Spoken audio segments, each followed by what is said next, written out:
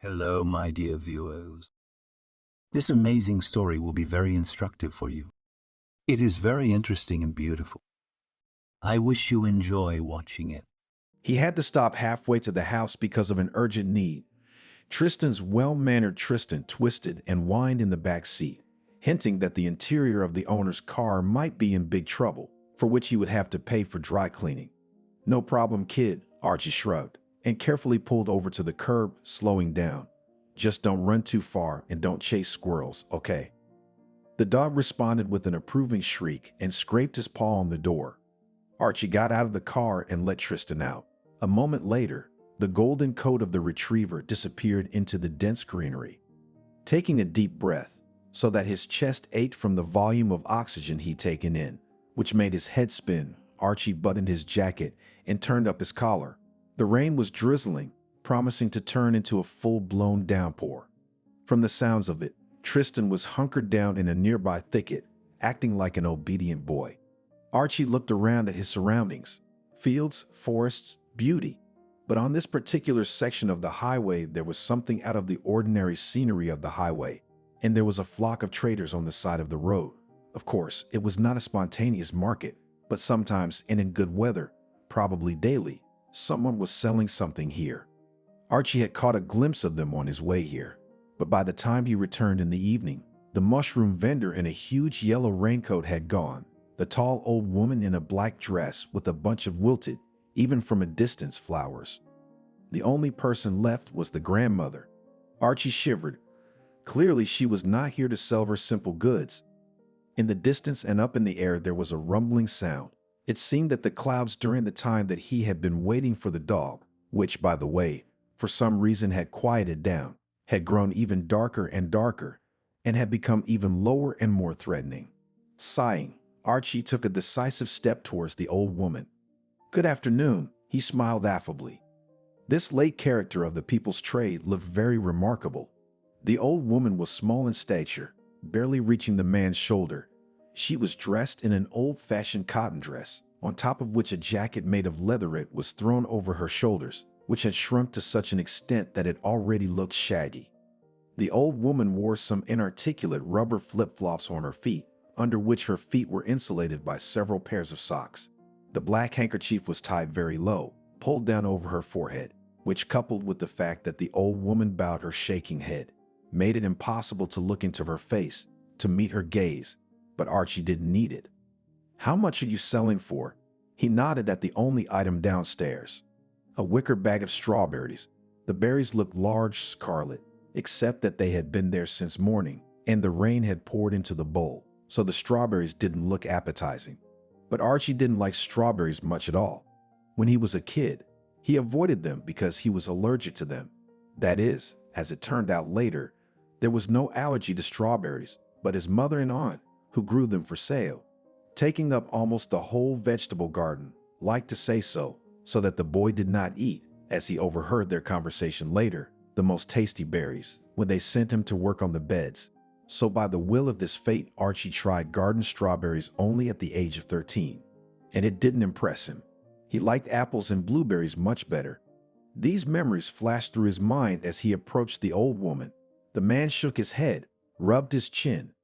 "What are you selling berries for, Grandma?" "As much as you want," murmured the old woman, and a hand rushed toward Archie sharply, so that he almost bounced. It seemed for a moment that the long, hooked, dry-looking fingers, like the branches of a dead bush, would grab him, catch him. But the old woman only stretched out her hand, palm up. "What you give, that's all right." "Oh, Archie mumbled, and began fumbling in his pockets. Luckily, he had cash on him, and by the way, he hadn't always trusted electronic systems in the way money was stored in banks and on plastic cards. He had a little thing about it. "Here," he said, putting 500 in the palm of his hand. A fat price for such a strawberry. But first of all, there was no smaller bill, only another 10 paper ones. And that, of course, was not enough. And secondly, Archie suddenly felt sorry for the old woman. She was frozen here, in the middle of the highway, where it was almost an hour's walk to the nearest dwelling, if the map remembered correctly. And how long had she been bending her back while she was picking berries? Apparently, the old woman lived very lonely, and if she was here, her relatives would never let her go, would never allow such a thing. Not that Archie expected it, but he had already happened to help pensioners a couple of times. And usually they were eager to talk back. But this old woman only closed her fingers, hiding the money in her fist, and hunched down more than before. "Grandma," the man coughed awkwardly, "can I give you a ride home?" She said nothing. The bushes rustled close by and Tristan appeared. The dog's muzzle clearly showed the pleasure of a long walk, and a scattering of turnips adorned his golden six. And on the paws with the belly was simply terrible to look at. They acquired a thick brown tone of dirt, probably even a touch of clay. Archie sighed. They were in for a long wash and scrub. "I'm sorry, but I just thought the weather was bad." Archie turned to the old woman. He was going to tell her that he wasn't a maniac. He just wanted to help her. He would take her wherever she needed to go, or he could even use his phone to call her family to pick her up. He turned back to his dog for a moment, and when he returned his attention to the old woman, there was no one at the place where she had just stood. Archie naturally opened his mouth. The old woman had vanished, and the only thing that told him she wasn't imaginary was the swaying bushes ahead, as if she'd gone through them. "Grandma," he was about to follow, but stopped. What if she was just scared of him? Strangers on deserted highways are different after all. Rationality overcame the desire to help. The old woman probably lives in the nearest village. Maybe she is hardened and used to go running in such weather. Maybe if he becomes her, naturally so to speak, pursuing her, she will have a heart attack and she will die. "We should go home," he told Tristan, and picked up the basket and walked to the car. He didn't notice that in the thick grass in front of the bushes where the grandmother had disappeared, there was a bill lying on the ground, the money he had given her. They passed the rest of the highway without any adventures. Tristan pretended to be the most obedient boy in the world and dozed, stretched out in the back seat. The plate beneath him was, of course, kicked to the side. Archie made a mental note to try to clean the car himself tomorrow. Finally, the car pulled into town. The familiar streets of the dormitory district glimmered on the sides of the rain curtain, and then a typical panel. 9-story building appeared. Archie sighed. He was tired as hell, but at least he'd been lucky enough to park in the driveway. Letting Tristan out of the car, the man entered the driveway. There was a notice by the elevator saying that it was still out of service. "What am I paying money for?" he muttered under his breath, and set off up the steps to his 9th floor. On the 6th floor, he remembered that the strawberries were left at the bottom, cursed, and came down. I didn't need that berry at all. But it didn't seem good to write off someone else's labor as garbage. His grandmother was picking, trying. "Stay here," Archie said sternly to the dog when they entered the apartment. "Now we'll wash you."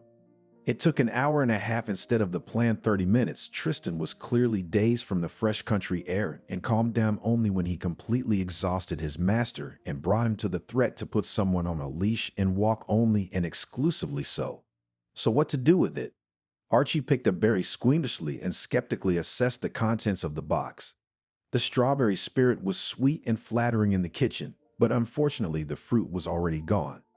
After Archie had gone through it, however, he had a cup of edible berries. He washed one and tasted it sweet. Not like plastic store-bought strawberries. "Shouldn't we make a pie, buddy?" He turned to the dog, who had already laid down on his favorite place, a worn mat by the radiator. Even though the radiator was not warm in the summer, Tristan preferred it to all the other places in the apartment. In general, Archie's diet lately consisted of convenience foods and fast food. There was neither strength nor desire to work in the kitchen, and although it seemed that the results of the morning's trip should have discouraged the rest of the desire and strength, on the contrary, it seemed that such cozy domestic chores were just what was needed. The man began to put out of the kitchen cupboards all the necessary large bowl, eggs, whisk, flour, leavening agent. He took the basket that was still standing on the corner of the table. Didn't need the basket, of course, so into the trash.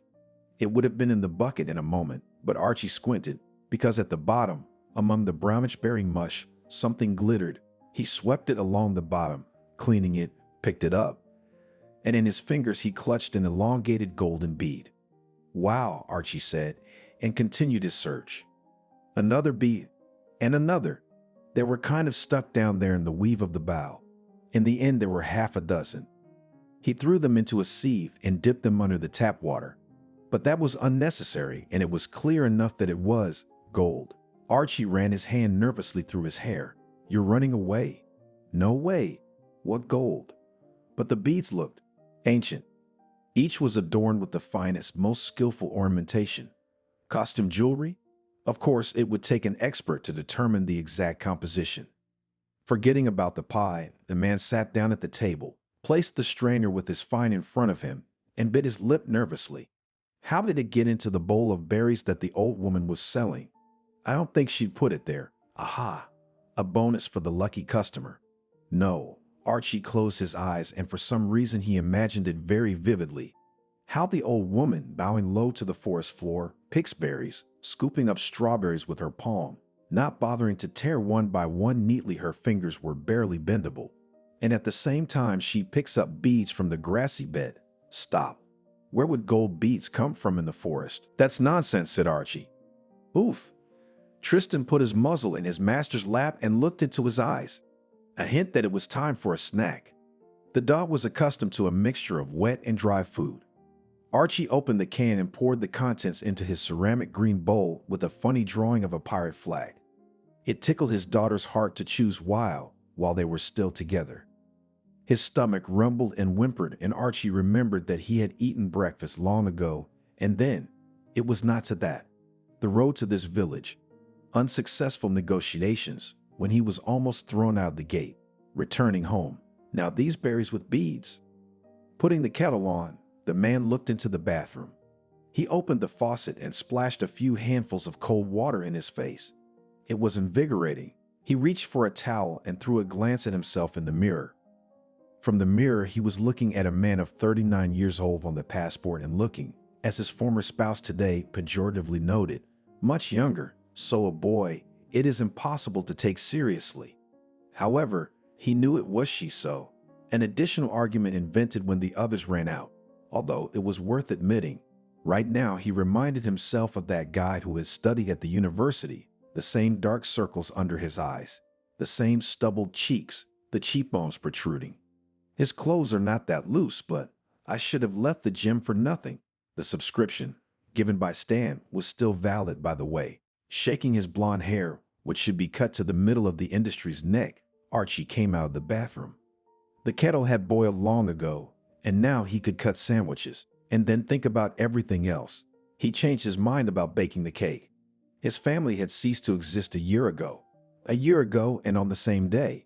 Archie had no doubt that Maria had chosen today to remind him of what he had lost, but to his triumph, she had not succeeded. To be more precise, she had not hurt him with that hint. But she succeeded in another way. The divorce proceedings, which had been finalized for what seemed like an eternity, preserved Archie's custody of his daughter with her mother. But that was a technicality.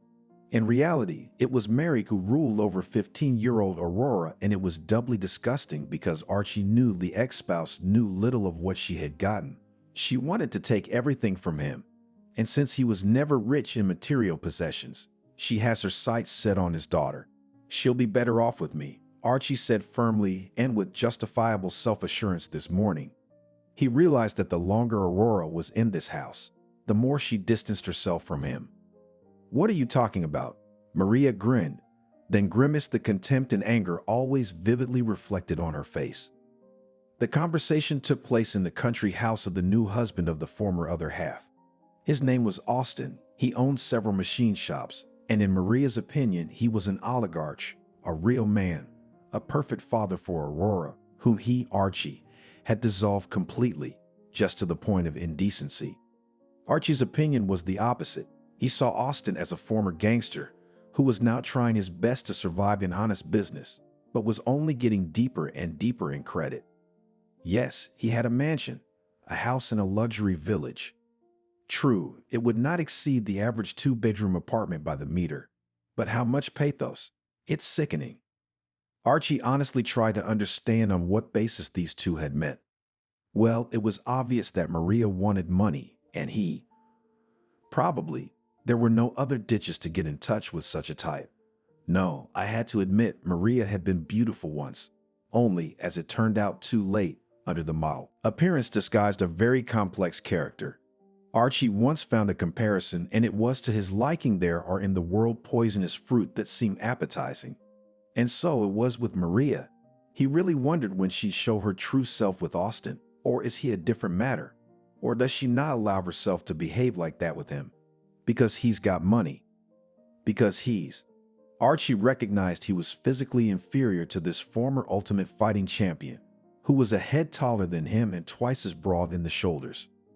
Aurora had lived in the new house since the first day they'd been divorced, and it had never happened before that Maria had allowed her daughter to stay overnight for a couple of days in her father's apartment.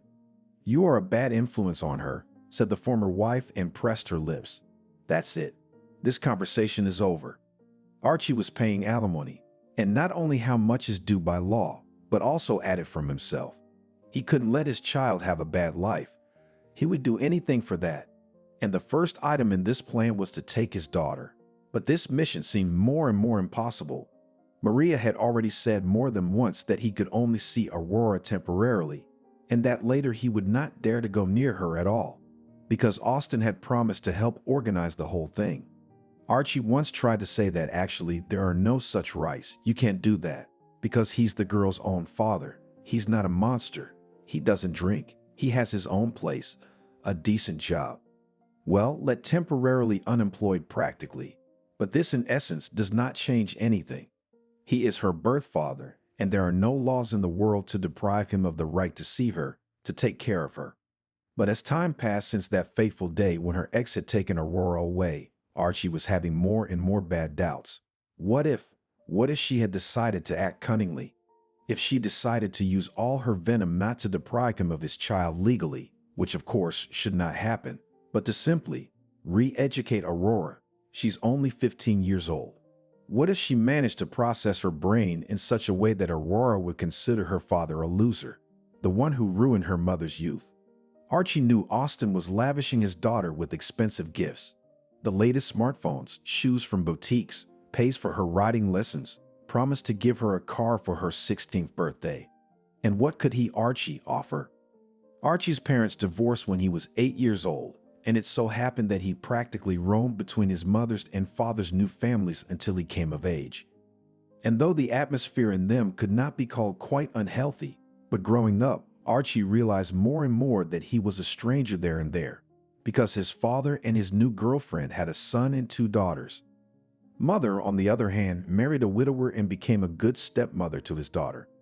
In addition, once being already divorced, Archie's father angrily threw his mother a phrase that perhaps Archie and not his own. "Fatten, they say." Then he apologized, saying he'd had a few drinks and had said something stupid out of some old grudge, just because he wanted to hurt her. But Archie remembered it. He remembered it too well. He had never approached his mother with a question about his origins.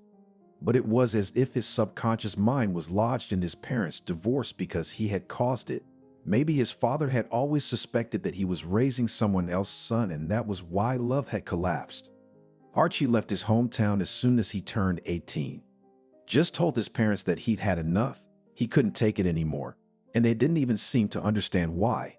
After all, fed, clothed and shoe, as they say. Well, there were no heart-to-heart talks. There was no family closeness of either party. But after all raised, in short, they resented him, that he left, and Archie moved to another city where he had a family man, also, by the way, estranged from his family. It was his paternal grandfather. Sam was known as the subhuman monster for leaving his seriously ill grandmother behind, and left on an expedition to Africa. And although grandfather then said that actually the grandmother herself asked him to go for the fulfillment of dreams, a chance for which once in a lifetime happens, he was not really believed. They just put him down as a heartless traitor because his grandmother passed away while he was away. Grandpa Sam gave his whole life to his love of history and went to Africa to study some ancient civilizations. He taught at the university, and Archie went there too. His parents did not approve of this choice, by the way. They predicted a lonely life of a bookworm, but his grandfather's passion was contagious, and Archie enrolled and studied to be a historian. Grandpa passed away just a few days after his grandson received his diploma. The old man held Archie's hand then in the hospital and joked that he had passed on his legacy, which meant he had finally closed all his debts in life. Archie got a job at the same university, and it seemed that life was good. Even his parents, having received news about it, praised him. And then he met Maria. They met banally in a cafe, where he went for a snack at lunch, and she worked there as a waitress.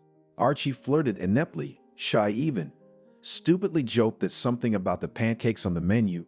He did not think he had a chance. In general, relationships with the opposite sex were not his strong suit. And when Maria agreed and they went on a real date, he felt like the happiest man in the world. She told him about herself. It turned out that she came to the city from the village, wanted to enter the manager, but failed the exams. And now she was living off the rest of the money that her parents had given her. And then apparently, she would have to go back.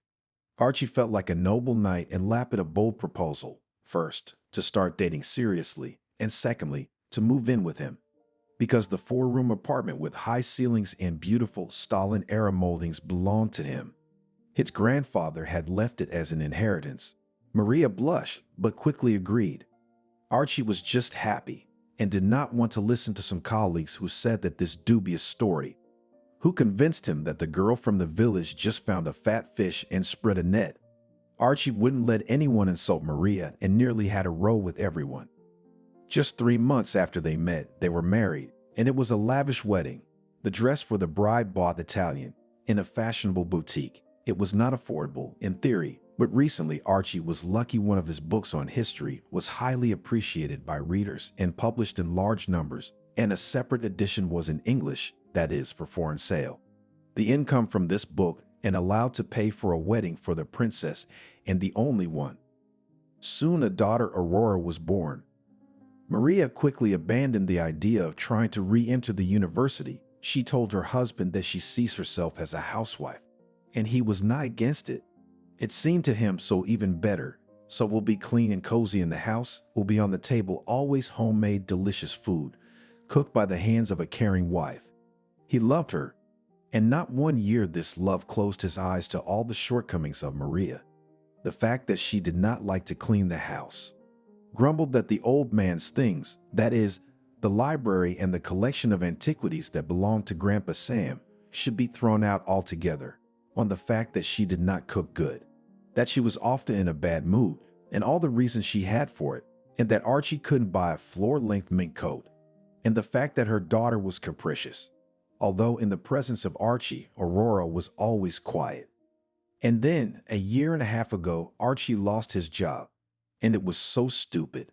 The thing was, Archie didn't think he was handsome. Maybe, but he certainly didn't understand the remarks that the rector's wife, Sarah, sometimes made. This statuesque, glamorous lady often dropped in to visit her husband, not shy of disrupting his work process, and the reason for this was burning jealousy. Sarah, having a keen eye, once said that all the female students were jealous of Archie, as well as the serving girls in the canteen, and the teaching staff was not without such a sin. "It's a good thing you're a decent man," Sarah said sternly. "You don't take advantage of your position." "What do you mean?" Archie didn't understand. "Well, you know," the rector's wife shrugged.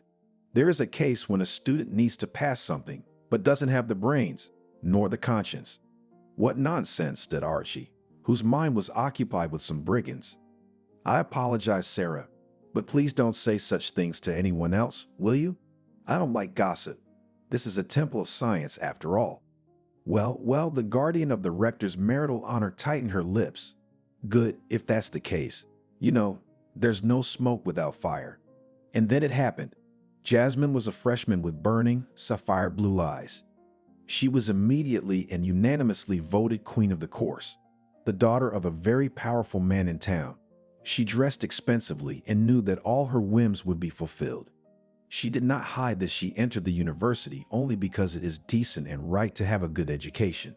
But the future is already predetermined and has nothing to do with the story because her father has already picked up her groom. And then Jasmine fell in love with one of her teachers, that is Archie.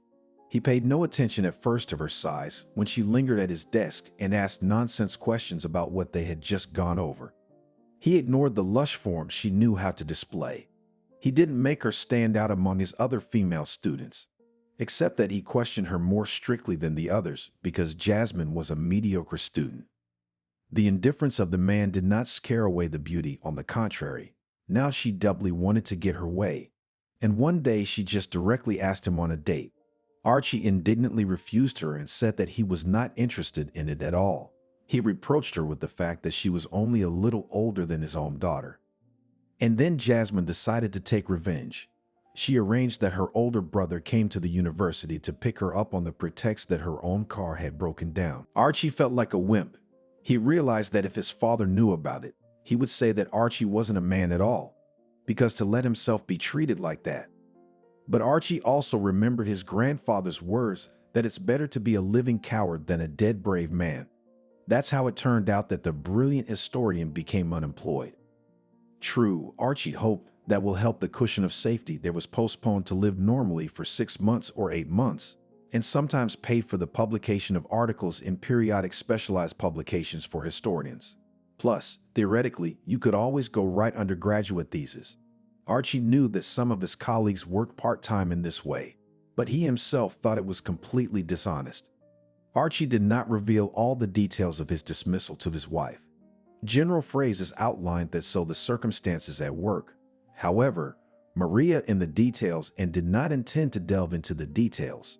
Instead, she made a scandal that they will now be homeless. Archie was surprised at this, because there were reserves of money to hold out in general. Then the wife revealed the truth. It turned out that she is mired in credit, and shoes, dresses, and handbags were not taken from girlfriends because they changed their minds to wear and bought. In addition, it turned out that the wife, all that was in the airbag, drained into some financial pyramid scheme. They're promised that the profit is enough for a yacht and an apartment in Monaco, and in the end, of course, nothing was. Archie then for the first time seriously yelled at Maria, said that he really hopes that her genes to daughter at a minimum passed. Aurora, by the way, supported her father. She was shocked that now, thanks to her mother, she has nothing to buy for school clothes and a new laptop. Yes, and about the payment of the equestrian club, dance studio, and cooking classes, master classes could forget. A week later, Maria said she wanted a divorce and added another blow that long ago behind Archie's back she met with another, a real man, not a dusty bookworm. "You're so right. You make me sick," Maria shouted. "You walk around dressed like an old man. Well, who, answer me, who nowadays wears shirts and knitted vests? You're stinking to death with your dust. You're not a man. You're a predictable bastard. I don't feel like a woman around you anymore." Archie apologized for all the evil words he had said, saying that they shouldn't ruin the family because they've been together so long, they have a daughter. But Maria was adamant. She said she was tired of being the wife of a beggar and left. Moreover, Archie could not understand how it happened, but she managed to eventually turn his daughter against him. Aurora said that she wanted to live with her mom because at least there she would be provided with a future. And that's how Archie lost his family. Ever since then, seeing his daughter had been hell for him. No, he was immensely happy every time to see his little girl Aurora, he still perceived as a baby, needing care and constant attention. He held on and never reproached his daughter for coldness. Maria insisted that meetings with Aurora would be held in the girl's new home. Archie tried to save more money to give her something special on her visits. He often showed his daughter a photo of their dog and said that the dog missed her, his little faithful mistress. Sometimes Aurora agreed to go with her father to the movies, to the park for a walk, but communication was becoming more and more strained by the minute. After such meetings, Archie felt like a nightmare, as if his life force had been sucked out of him by a huge pump. And lately he began to succumb more and more to gloomy thoughts that it was his own fault, buried in his dusty books, a worm of science. His wife said right. He must have been a bad father. Not enough time for his daughter, and his wife too. Perhaps he should have given her more flowers and compliments.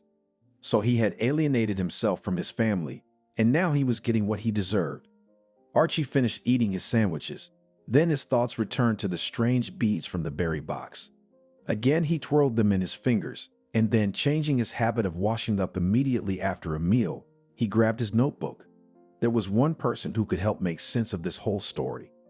Stan knew him from his college days sitting together freshman year.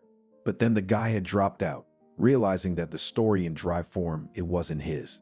Instead, Stan had gone to law school and, according to current information, although they didn't see each other that often, was successfully working for a company as a lawyer. However, the red-headed guy had a secret. To be more precise, a shadowy part of his life, to which very few people were privy. It was that Stan was a treasure hunter. On this ground, by the way, they initially became friends. True, the friendship was born out of a severe dispute. Stan shared with Archie the dream that one day he would find some legendary treasure and become a multimillionaire, or better yet, a billionaire. Archie cooled his new acquaintance by saying that treasure hunting, if it was a real case and not the kind of thing you see in Hollywood movies, was a very long and complicated process that involved a large team, had to work with sources, which were old documents, had to take years and, of course, required a large financial investment. In general, Archie was convinced that great treasures were not found by dashing around alone. Stan told him, "We'll wait and see." They didn't talk for a couple of days, and then they got to talking again. And as it happened, they became buddies. Stan lived alone, paid the mortgage, successfully moved away from his parents, but he was in no hurry to commit himself to marriage. He said he wanted to enjoy his freedom and would never put a ring on anyone's finger before the age of 40. And although he, like Archie, was already well over 30, talking about his theoretical future wedding, Stan was sure that the ring he would give to this chosen one was not a simple one, not some trivial thing from a jewelry store, but certainly one that he himself would find as a treasure. "How are you? Alive?" Stan asked me sympathetically as soon as he picked up the phone. "I guess your ex has already drunk your blood, huh?" "Fuck her," Archie answered honestly and from the bottom of his heart, and then summarized the reason why he had decided to call. "Whoa, well, get in here. If it's inconvenient for you tonight." If it was inconvenient, I'd say so. "Come on now. No adventure waiting." Stan sternly hurried his friend and hung up. Leaving Tristan a full bowl of dry food, Archie went to his friend's house. "I've already ordered the pizza and made coffee." Rubbing his hands together, Stan let Archie in. Dressed in knit home pants and a t-shirt with green aliens on it, this man looked nothing like the serious lawyer whose life he existed during the weekdays. But this day was Saturday on the calendar, and accordingly Stan was relaxing as much as he could. Before the delivery guy showed up with 2 large pepperoni and Hawaiian pizzas, Stan had time to listen to his friend's story again and ask all the necessary clarifying questions. Then they got to the pizza and talked some more. Stan didn't push, but Archie needed to talk, and he shared how disgusting the morning meeting had been. He had to pretend that he had learned Zen and was able to have tea with his ex-wife and her current man. He had to pretend that he was not touched by the fact that his daughter of his little Aurora had once called this bandit her father. Not stepfather, but father. And even though it was said in passing and obviously not to hurt him, the residue, as they called it, remained. "You should have gotten sole custody," Stan said. "I would have helped." "I didn't want to take Aurora away from her mom," Archie said. "I thought we might be able to work something out. And I also thought that maybe, if I made concessions to them, maybe she'd come back at all. I thought time would sort things out." "Time can mold everything," my friend said meaningfully, "but it can't glue together what has already shattered into atoms." "Are you into philosophy again?" "No, just life observations. So give me your find. And of course, tell me what you think about it too." Archie said everything he had time to think. According to his version, the beads belonged to the second half of the 15th century and were of heterogeneous origin, some of them clearly made by local craftsmen, but the other part, that is, 2 more things, looked like elements of jewelry, characteristic of ancient Persia. "Whoa, cool, so there's a treasure somewhere in our woods," Stan exclaimed. "You know," Archie ruffled his hair in his usual nervous way, "this is the first time I've ever agreed with you so much. See, here's the thing, if that's what I'm thinking." "Well," Stan tapped the floor with his slipper foot, tapping impatiently, but waiting for his friend to chew another slice of pizza. Archie went on. "He told me that long ago, back in the 50s, historians, led by his grandfather, had searched the area for a treasure. Legends said that it was collected by a bandit nicknamed Black Sable. He was a nightmare villain. He ruined many souls, and on the day of his execution, he threw into the crowd the words that the gold, all that he had accumulated, he hid safely and let it disappear, but only it will not be found. Never. Naturally, historians treated all this with a fair share of skepticism, but all the same searches were conducted. How big a treasure is it? Depends on how you measure it, Archie sighed. If from the point of view of the cultural value of objects, then it should be a lot of things that belong in a museum. If the price, then it comes out, taking into account what you can get as a reward for finding the treasure, still decent. Friends honestly divided the last slice of pizza equally and at the same time finished the soda. There's a couple million in there somewhere. Wow. Cool, Stan grinned. That's a car you can buy. Dollars. His buddy choked on his food, coughed, and looked up with rounded eyes. Some grandma found this? I don't think so. I just don't get it, Stan said. I've read a lot about treasure, but how could it, so well hidden, end up where my grandmother used to pick berries? It doesn't make sense. It doesn't make sense to me either, Archie said. But maybe if theoretically the chest was hidden in the hollow of a tree, and then it fell, for instance, in a storm, rotted, and all that stuff fell to the ground. Anyway, he grinned unhappily. Maybe I shouldn't have rattled you in the first place. Maybe it's not gold at all, although the pieces themselves seem genuine to me. Whether it's gold or not is easy to check, Stan replied. We'll find out tomorrow. But it's also important whether the alloy is modern or not, isn't it? Right? So I'll contact the man tomorrow. I can trust him. And then, if it's all true, Stan was watching very carefully. What are you gonna do? Archie hesitated. You've already thought about it. I can see it in your face. You want to find the treasure. Well, theoretically, it would be nice, answered the man and rubbed his hair again. There's a forestry nearby, a recreation center, a village. I don't know where exactly Grandma picked strawberries. I mean, on whose land? Maybe the search will be pointless. If we can't find the old woman, then we got to find her. Stan clapped his hands together. We got to ask all the locals about her. It's elementary. All right, buddy, I'm in. Let's find the treasure and make our financial situation better. All right? Archie was silent for a few minutes. He looked over at his friend's shoulder at the window. It was dark outside. He imagined how far away, in someone else's house, lived his daughter, who was slowly becoming a stranger to him. He remembered how lost he felt when he was actually thrown out of the university. He thought about the fact that the last years he had lived, really very right, and even boring, except it didn't make him happy for some reason. So maybe this venture was just what he needed. I'm in, Archie said and winked at Stan. The next morning, Archie safely slept through his alarm clock. In principle, after he'd quit his job under Duras, using an alarm clock at all seemed pointless to him, but it gave the illusion of life. Past. Normal. Right. But this morning, against his custom, he didn't even hear it. But he did hear a persistent knock on the door. Twice, a pause, and 3 times. He jumped up and rushed down the hallway, where Tristan was already at the door, dancing in the inimitable style of a bored dog. Archie swung the door open without even asking who was behind it, because only one person could knock like that. Aurora, daughter. He opened his arms to her. The girl jumped over the threshold and dived into her father's arms, hugged him back tightly as, "It's been a long time." What are you doing here?" he asked confusedly. "I came to see you," Aurora answered and sniffled. Archie pulled her gently away from him and looked into her face. No, she wasn't sick. She was crying. And judging by the swollen red nose, she was crying a lot. And it was strange and frightening. Because his Aurora wasn't a crybaby. She hadn't cried since she was about 10 years old. Even if she broke her knee, even if they came to the store and the stuffed lion cub he promised her from his paycheck, the miracle toy that could walk and growl, wasn't there because they'd sold out. Even if she did not win the school crafts contest and her model of an active volcano was called in front of everyone delusional, talking about a tendency to schizophrenia. After this incident, by the way, Archie for the first time in his life fought. That is, literally gave the school principal in the nose. Not in public though, but one-on-one in his office. He was shocked, but then said he deserved it because he couldn't take it out on a student because he just wanted to vent his rage because his wife cheated on him.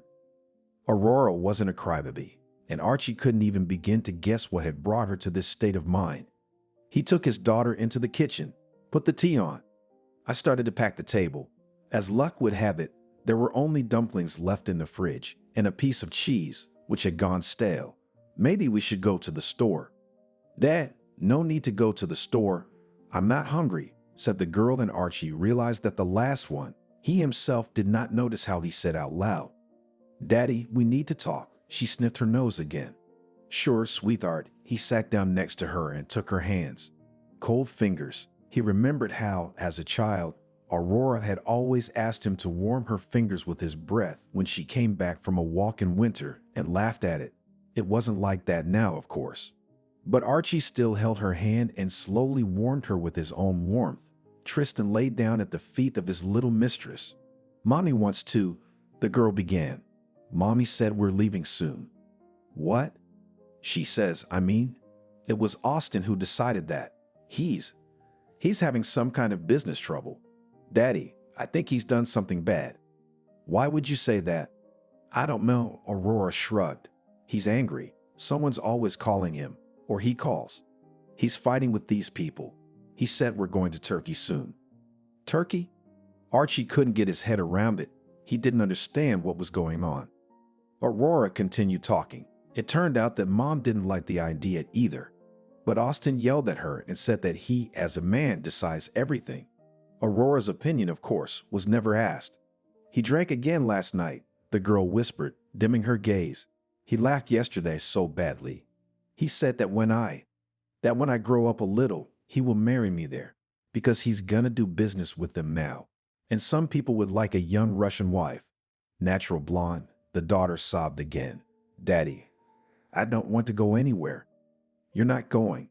I'm not letting you go. Archie hugged his child, held her tightly against him, as if right now someone was ready to tear her away, to separate her from him forever. And in those moments, he realized that apparently, he had underestimated Maria's stupidity and the danger of her boyfriend. Looks like he needed to talk to Stan again, not as an adventurer, but as a competent lawyer. Okay, Daddy. Aurora ran her hands over her face, wiping away the tears, and smiled. Everything will be fine. What are you doing here? What else could a scientist be doing? Reading boring, dusty books and looking for treasure. The last one came out accidentally. In fact, Archie had no intention of telling his daughter about this strange story. Wow, Aurora's eyes sparkled. Treasure? Tell me. Archie was sure of something strong about Aurora's ability to keep secrets.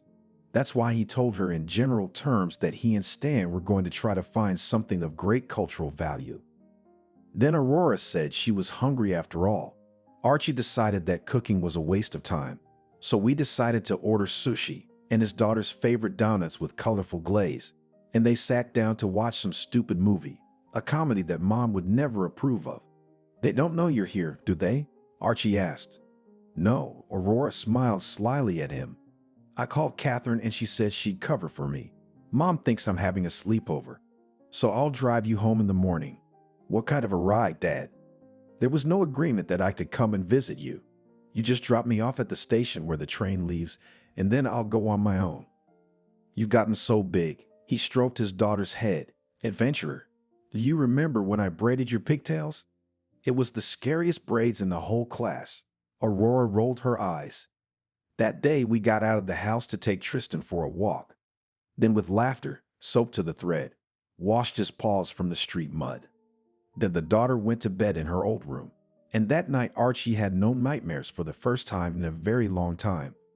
That's it, Dad. You go, I'll go on my own. His daughter waved her hand when there were 5 minutes left before the arrival and departure of the 9 o'clock train. Are you embarrassed to see me off? Archie frowned. Well, Dad, she stretched out and rolled her eyes again. I'm just not a little girl anymore. Okay, all right, I got it. I'm out of here. He headed away from the platform in the direction of the parking lot. Aurora stared tensely in his wake.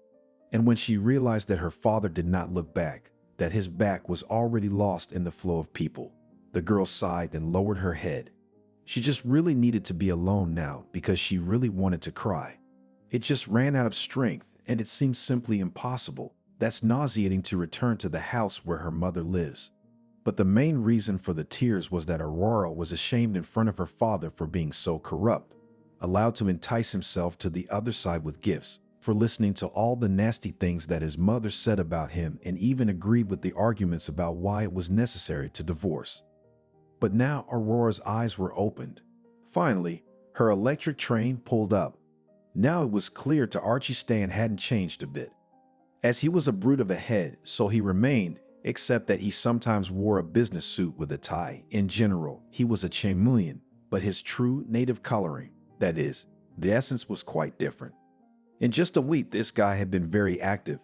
He had made inquiries about the soil composition of the upcoming excavation sites, and apparently he had not spent an hour of sleep during the working week. Otherwise, Archie could not explain how Stan had managed to analyze all those ancient maps he had given him, to select the necessary equipment, to plan everything. "Look," Archie asked me one day, "in terms of legality, is everything okay? We won't get in trouble for being shrews out there." "Don't worry," Stan waved and winked. "I'll take care of it. All we have to do is find the treasure." "Are you talking like a lawyer? Or like a guy who's not afraid to wander Colombia on foot?" Archie asked mockingly. "Don't start," Stan wagged his finger at him. "I'm the brains on this team, and you're the brawn." "Muscle, yeah," the blonde sighed, ruffling his hair again. "I'm skinny like, okay. We do what we do. But if anything, all the lumps on you." "For an extra percentage," Stan squinted. "You'll be fine," Archie snorted. Early the next Saturday morning, Archie arrived at Stan's house, and it was decided to drive the lawyer's car because it was an SUV with a roomy trunk. The friends decided that it was necessary to spend a couple of days at the site of the supposed location of the treasure, which meant that it was wise to rent rooms in a vacation home for the weekend. And even such a worrying moment for Archie as Tristan's arrangement for the duration of their little adventure was settled. At first, he thought that the pet would stay in the pet hotel, but it turned out that the holiday home for an additional fee accepts pets, for which there was organized a kind of mini hotel. And of course, the owners could take them whenever they wanted for walks in the picturesque expanses. Just before they were to leave the apartment, Stan received a phone call. He listened and grimaced. "Listen, you go alone, huh?" "What do you mean?" Archie was confused. "Well, I got to go to the firm. It's kind of a day off, but a VIP client, has some acute problem, and I have to drop by there for a short consultation. I'll delegate the business to an intern. I have a smart guy there. So maybe I should wait for you." "No," Stan said. "No. Go. You unpack there normally, and I'll be back by tonight. Well, tomorrow morning at the latest." "Tonight or morning?" Archie was starting to panic. "Tonight, I think. I'll call you in an hour to let you know how it is." I had to agree, of course. With Tristan on a leash, Archie went downstairs. He opened the door, letting the dog into the back seat. He got into the driver's seat and started the car with the key Stan had given him. Carefully, he drove out of the yard and onto the road. "Tristan, why are you so mad?" I turned to the pet, who was suspiciously spinning in the back of the car, whining mischievously and wagging his tail. "Hi, Dad." The fact that his daughter came out of the back of the seats was so unexpected that Archie almost missed the moment when he had to rearrange on the road in the other lane. Almost got into "Dad, don't be angry." The girl smiled charmingly and flapped her eyelashes, but not now. Aurora had to explain very quickly that she again told her mother that she went to her friend for the weekend, that she grumbled but let go, and she decided that she could not miss such an adventure as a treasure hunt. Excluded, Archie replied with all the strictness he could muster. "Why not?" said her daughter. "Because it could be dangerous." "I don't think so." He shook his head. "But it's just not the right thing for a child to do." "I'm not a child." Yes, you're only 15. You're a historian, and you should know that at my age in the Middle Ages, you could already rule a principality or be a shopkeeper, or even be a member of a merchant's guild. These are exceptional cases, and you know that this happened only because in those families, in specific cases, there were no male heirs. You're a bore, Aurora sighed. She climbed into the seat with her feet up, folded her arms across her chest, and pouted. "What am I supposed to do with you?" Archie said thoughtfully, watching her in the rearview mirror. "Don't send me to my mom and stepdad, okay?" Archie cursed silently to himself. The little girl knows how to push. And imagine, Aurora continued in a conspiratorial tone, how my mother would be angry if she knew that you took me on such a case. And Archie liked that argument very much. All right, you're coming with us. He sighed and nodded. Yay. Would Uncle Stan mind? Stan's a little crazy, so you'll get along with him. But on the ride over, Archie tried to tell his daughter that there were some rules she had to follow. For example, he said that while they were walking through the forest, it would be better for her to stay in the room. Aurora willingly, as if very hastily, agreed.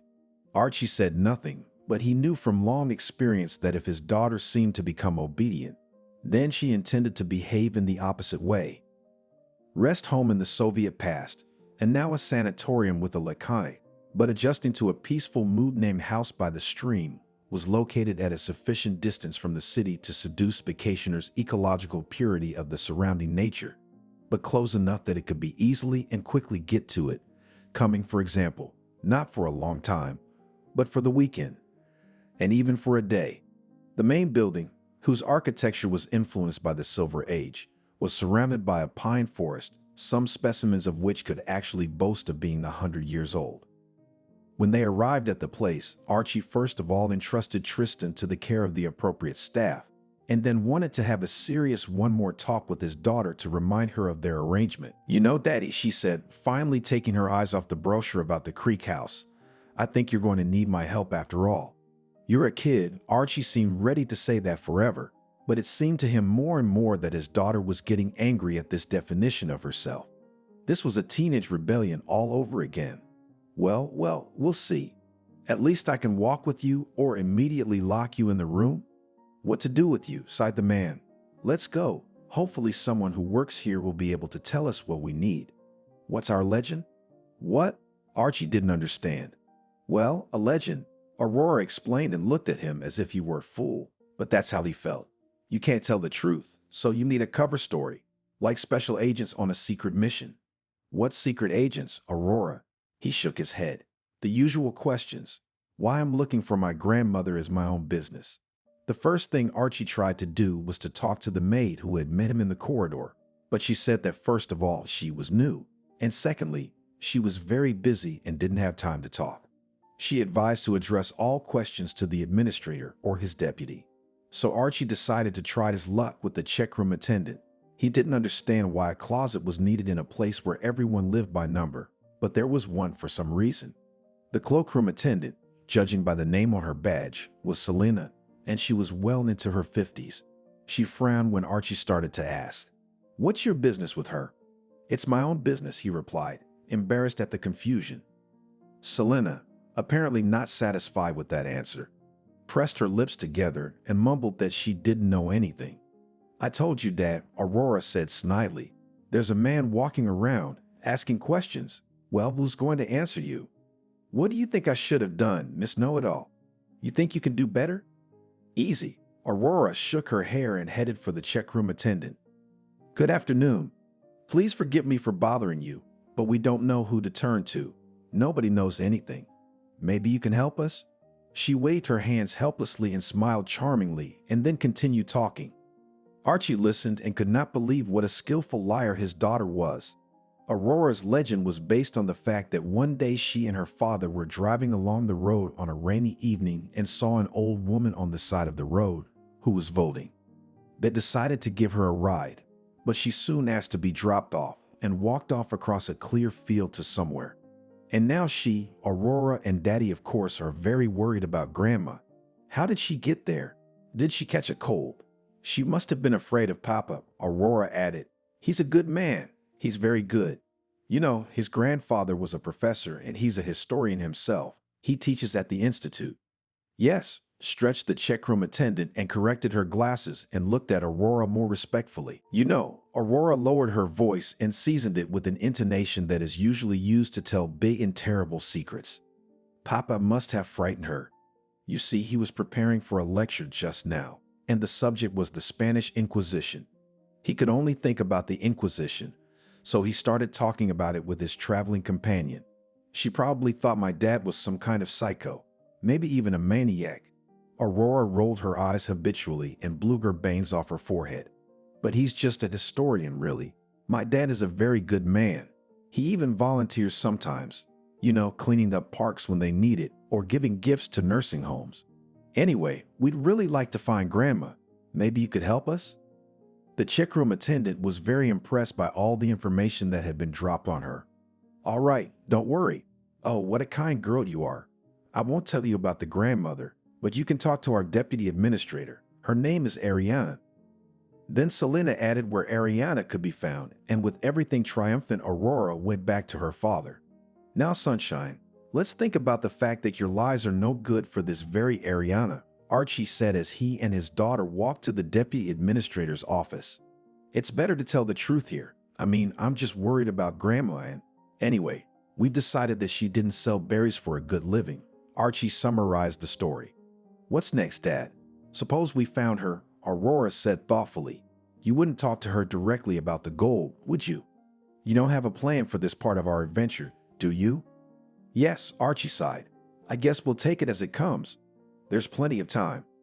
Finally, they went up to that floor and got to the part of the building where the administration, the people who ran the vacation home, were located. The man and the teenage girl passed the secretary's post, and luckily, it turned out that it was quite possible to stop by Ariana for an important matter that only she could solve. But additionally, Archie assured the receptionist that he and his daughter liked everything at the Creek House because the young girl was very excited about the position. Archie had expected Ariana to be a solid lady of years, a person, as they call it, old school. He didn't expect to find a woman of about 25, a brunette with a bob haircut and big, deer-like eyes, dressed in a strict yet elegant business suit with a pencil skirt. Apparently, he stared excessively because Aurora elbowed him in the side.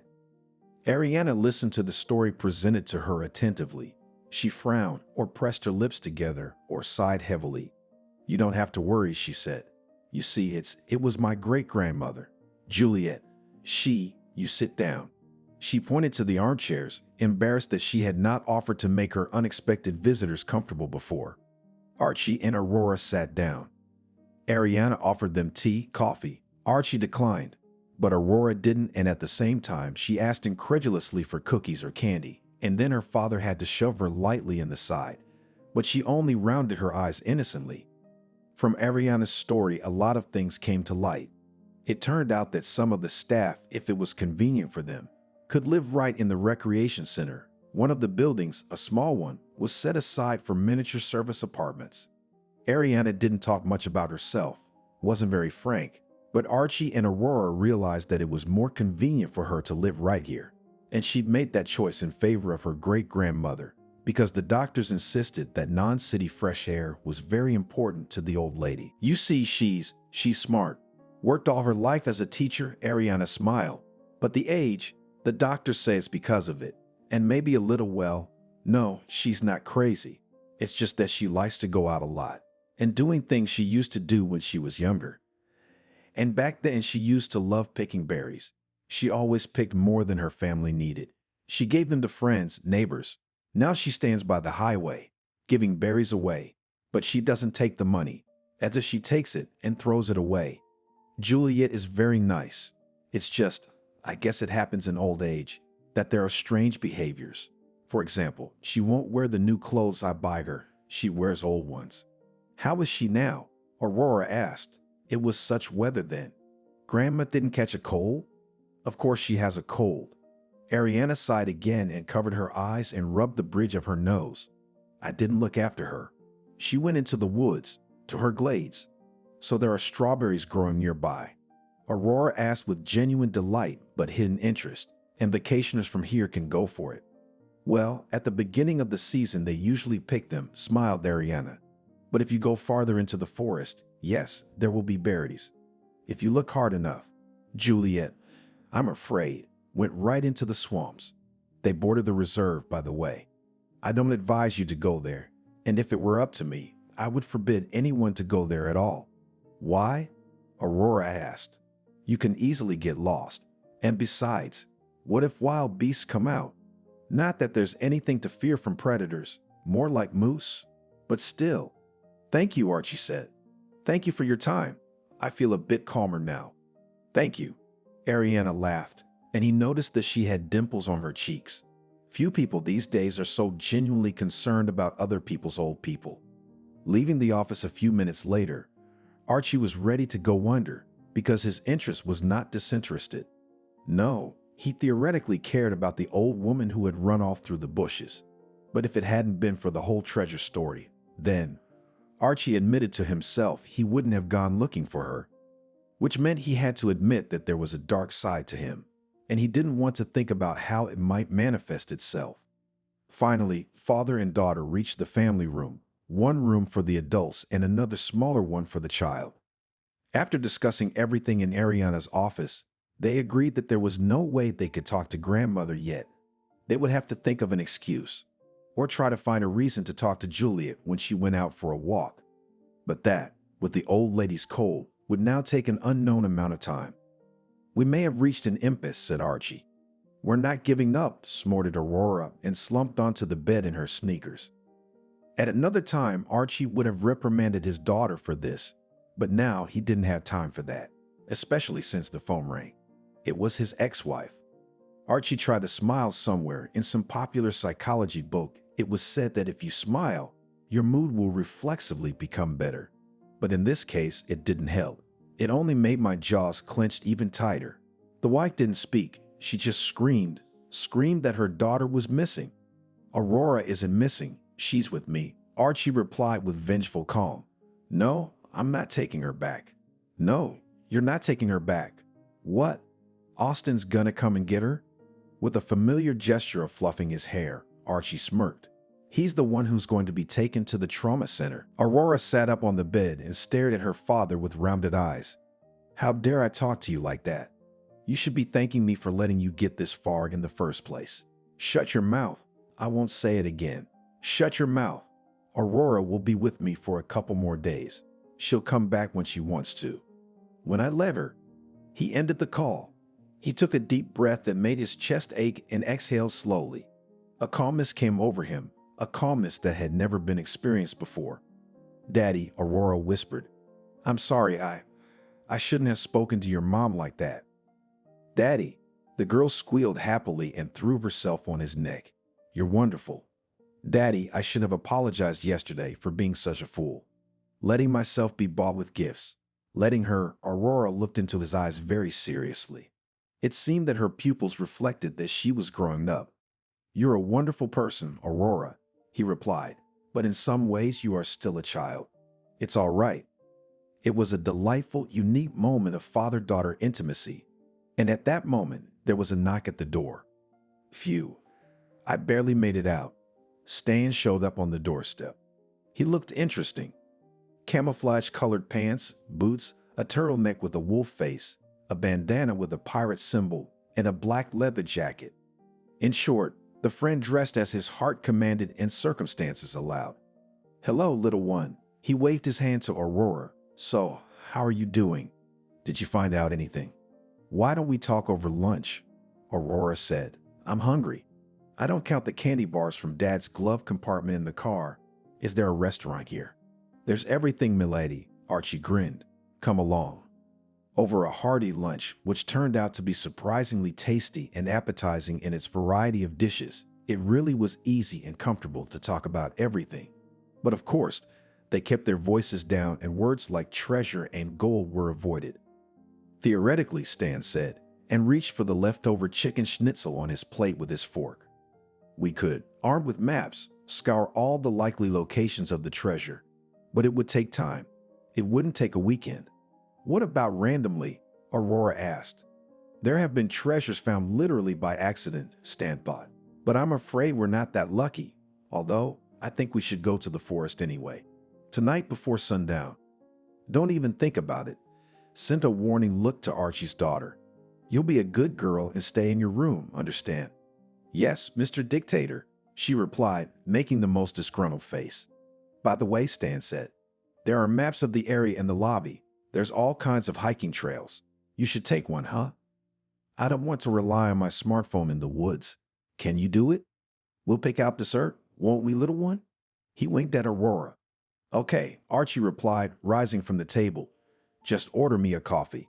I don't like sweets, unlike you honey eaters." In the lobby maps, as well as brochures and guidebooks useful to guests, were on a large rotating rack. Archie dug into them, looking for what he needed, and when he found what he was looking for and was about to return to the restaurant, he bumped his nose into a man's shoulder. "My apologies," he muttered intelligently, looked up, and froze on the spot, because it was an old acquaintance, with whom some very bad memories were associated, Richard Stone. "Good afternoon," he replied and smiled. Archie thought that it might be a good day for Richard, for he was sure to break something for him now that he had the chance. "We need to talk," Richard said sharply. Archie swallowed. He's not a coward, but when such a grisly-sized mass of humanity looms over you— "About what?" he asked, almost shocked that his own voice didn't waver. "About what was?" Richard answered, and Archie was still in shock, but realized that there were some guilty notes in the man's voice. It couldn't be, but it turned out it could. Richard invited him to sit on the sofa in the lobby. There was no refusal. He offered to help himself to a cup of coffee from the bar. Archie decided against it, and then Richard simply spoke. Briefly, but clearly, emotionally, within the bounds of propriety, he told him that they had married Jasmine, and she soon left her husband in disgrace because she cheated on him. And then the nightmarish truth was revealed that Jasmine was basically a girl of very uncomplicated behavior, that she also secretly from the family had bad habits, played gambling cards. All ended with the fact that Jasmine stole from his father's safe money and flew somewhere abroad, supposedly Nicaragua. Anyway, she turned out to be a real piece of work. And now Richard wanted to apologize for what he'd done. He said he'd been an idiot to let his sister manipulate him so cleverly. And as the older brother, he should have known better. "So now I can go back to teaching." Archie grinned bitterly. "You could have," Richard muttered, averting his eyes. "I didn't tell anyone, anywhere, anything. I was just trying to scare you. I apologize. On behalf of the Stoney clan, I apologize." "Okay, it's okay." Archie gently reached out and patted the man on the shoulder. "Maybe it's only because I lost my job." Archie went back to the restaurant. Afterwards, everyone went to their rooms. Archie said that it would be best to leave at 5 o'clock in the evening when it would be light and they would have time to walk along the edge of the forest. "Wait for me." The fact that the daughter appeared from behind when he and his friend were about to leave the vacation home, loaded with solid backpacks, Archie was not surprised. He just rolled his eyes. And he tried to put as much convincing as he could into this tone to his daughter. Archie mentally cursed. How could it be? He was able to manage a whole audience of students. His subject was as quiet as mice. And his own daughter, what was wrong with her? But on the other hand, it was worth recognizing that Aurora's willfulness was in harmony with her inherent prudence in general. And of course, Archie just didn't know how to be really angry with his daughter. "Darling, I thought we had a deal. The agreement is canceled." The girl raised her chin, stubbornly flashed her eyes. "Not without me." "How about tomorrow?" Stan said. "Today." The teenager frowned. "Did you drop this?" Suddenly, Richard appeared near the company, holding one of the maps on which Stan had recently marked the most likely places to look. "Richard," exclaimed Stan. "Leshy," replied the Stoney clan representative, equally astonished. "You two know each other?" Archie was surprised. "Dad, who's Richard?" Aurora was worried. "That bastard who made you lose your job. I told him." "Daughter, stop." He barely managed to intercept this ball of righteous rage, the ardor of which would be envied by a Bengal tiger. "It's okay. We've already talked and resolved the misunderstanding." Aurora stopped floundering in her father's arms, blew her bangs off her forehead, and glared at Richard. "Interesting evening," Stan grinned, and then explained what had happened. It turned out that he and Richard had known each other for a long time and linked their participation in the club treasure hunters.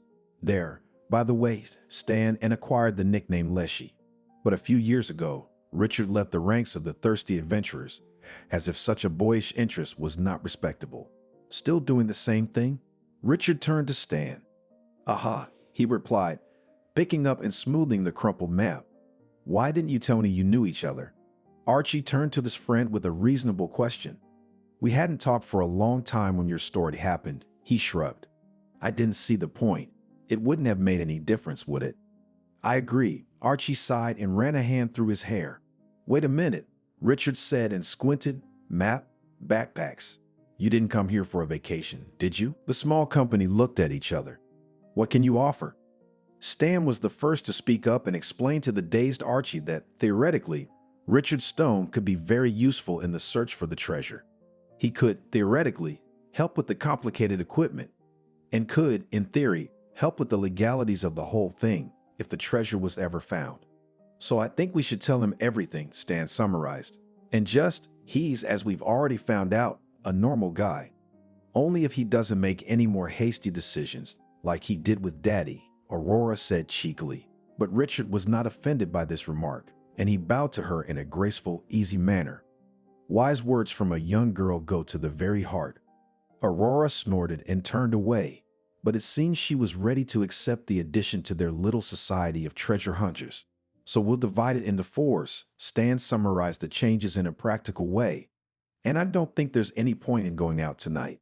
It's getting late. How about tomorrow? Practically first thing in the morning. And Tristan? Aurora asked. Who's Tristan? Richard asked. My dog, Archie explained.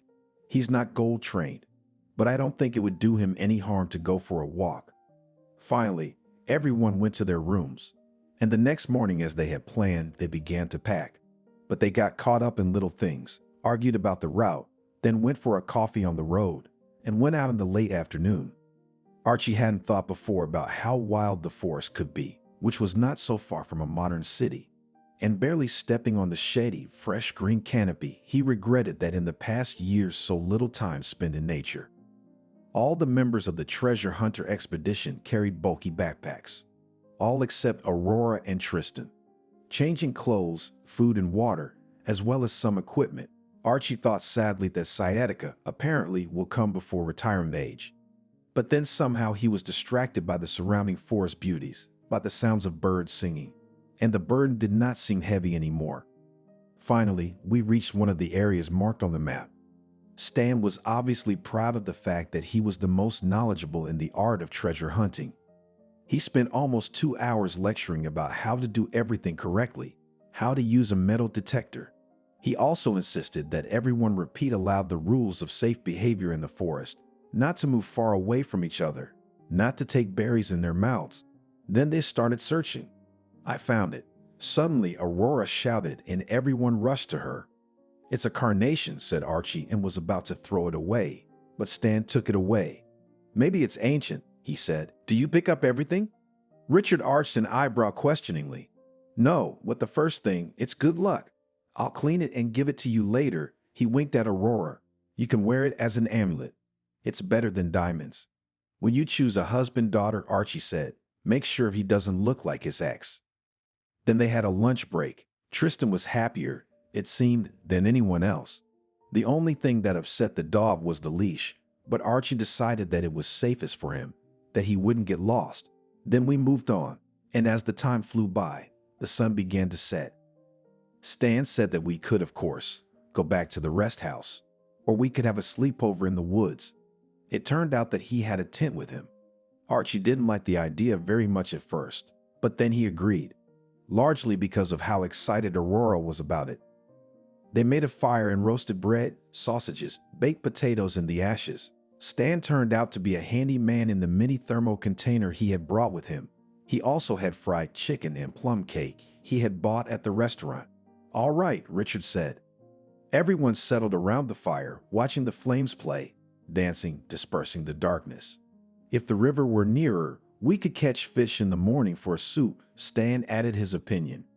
Even if there is no treasure, I think it will be a most memorable weekend, Archie said, scratching the dog at his feet behind his ear.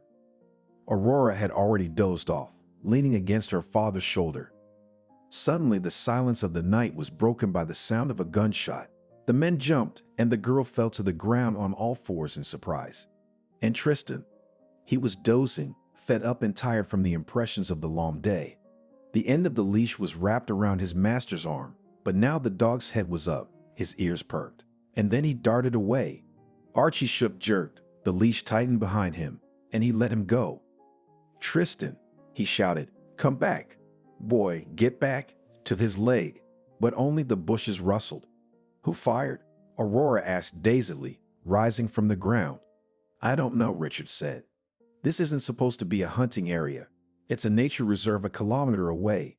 Hey, where are you going? He shouted to Archie. That's my dog. I'm going after him, shouted the man, shining his flashlight into the trees. Idiot. Stan cursed. I'm going after him. I'm coming with you.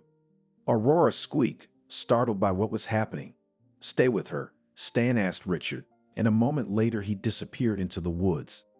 Daddy, the girl sobbed. Richard looked at her carefully. Then he reached into his backpack and handed her a flashlight and a small object. Here, a flashlight, that's one, and this is bear spray. I don't know what it is, but it might come in handy. Come on. But shouldn't we? The comms are down. We can't call for help. We can't leave them behind either. And you can't be alone in the clearing by the fire. But you stay behind me, 5 paces behind me, and if I tell you, you duck and hide. Understand?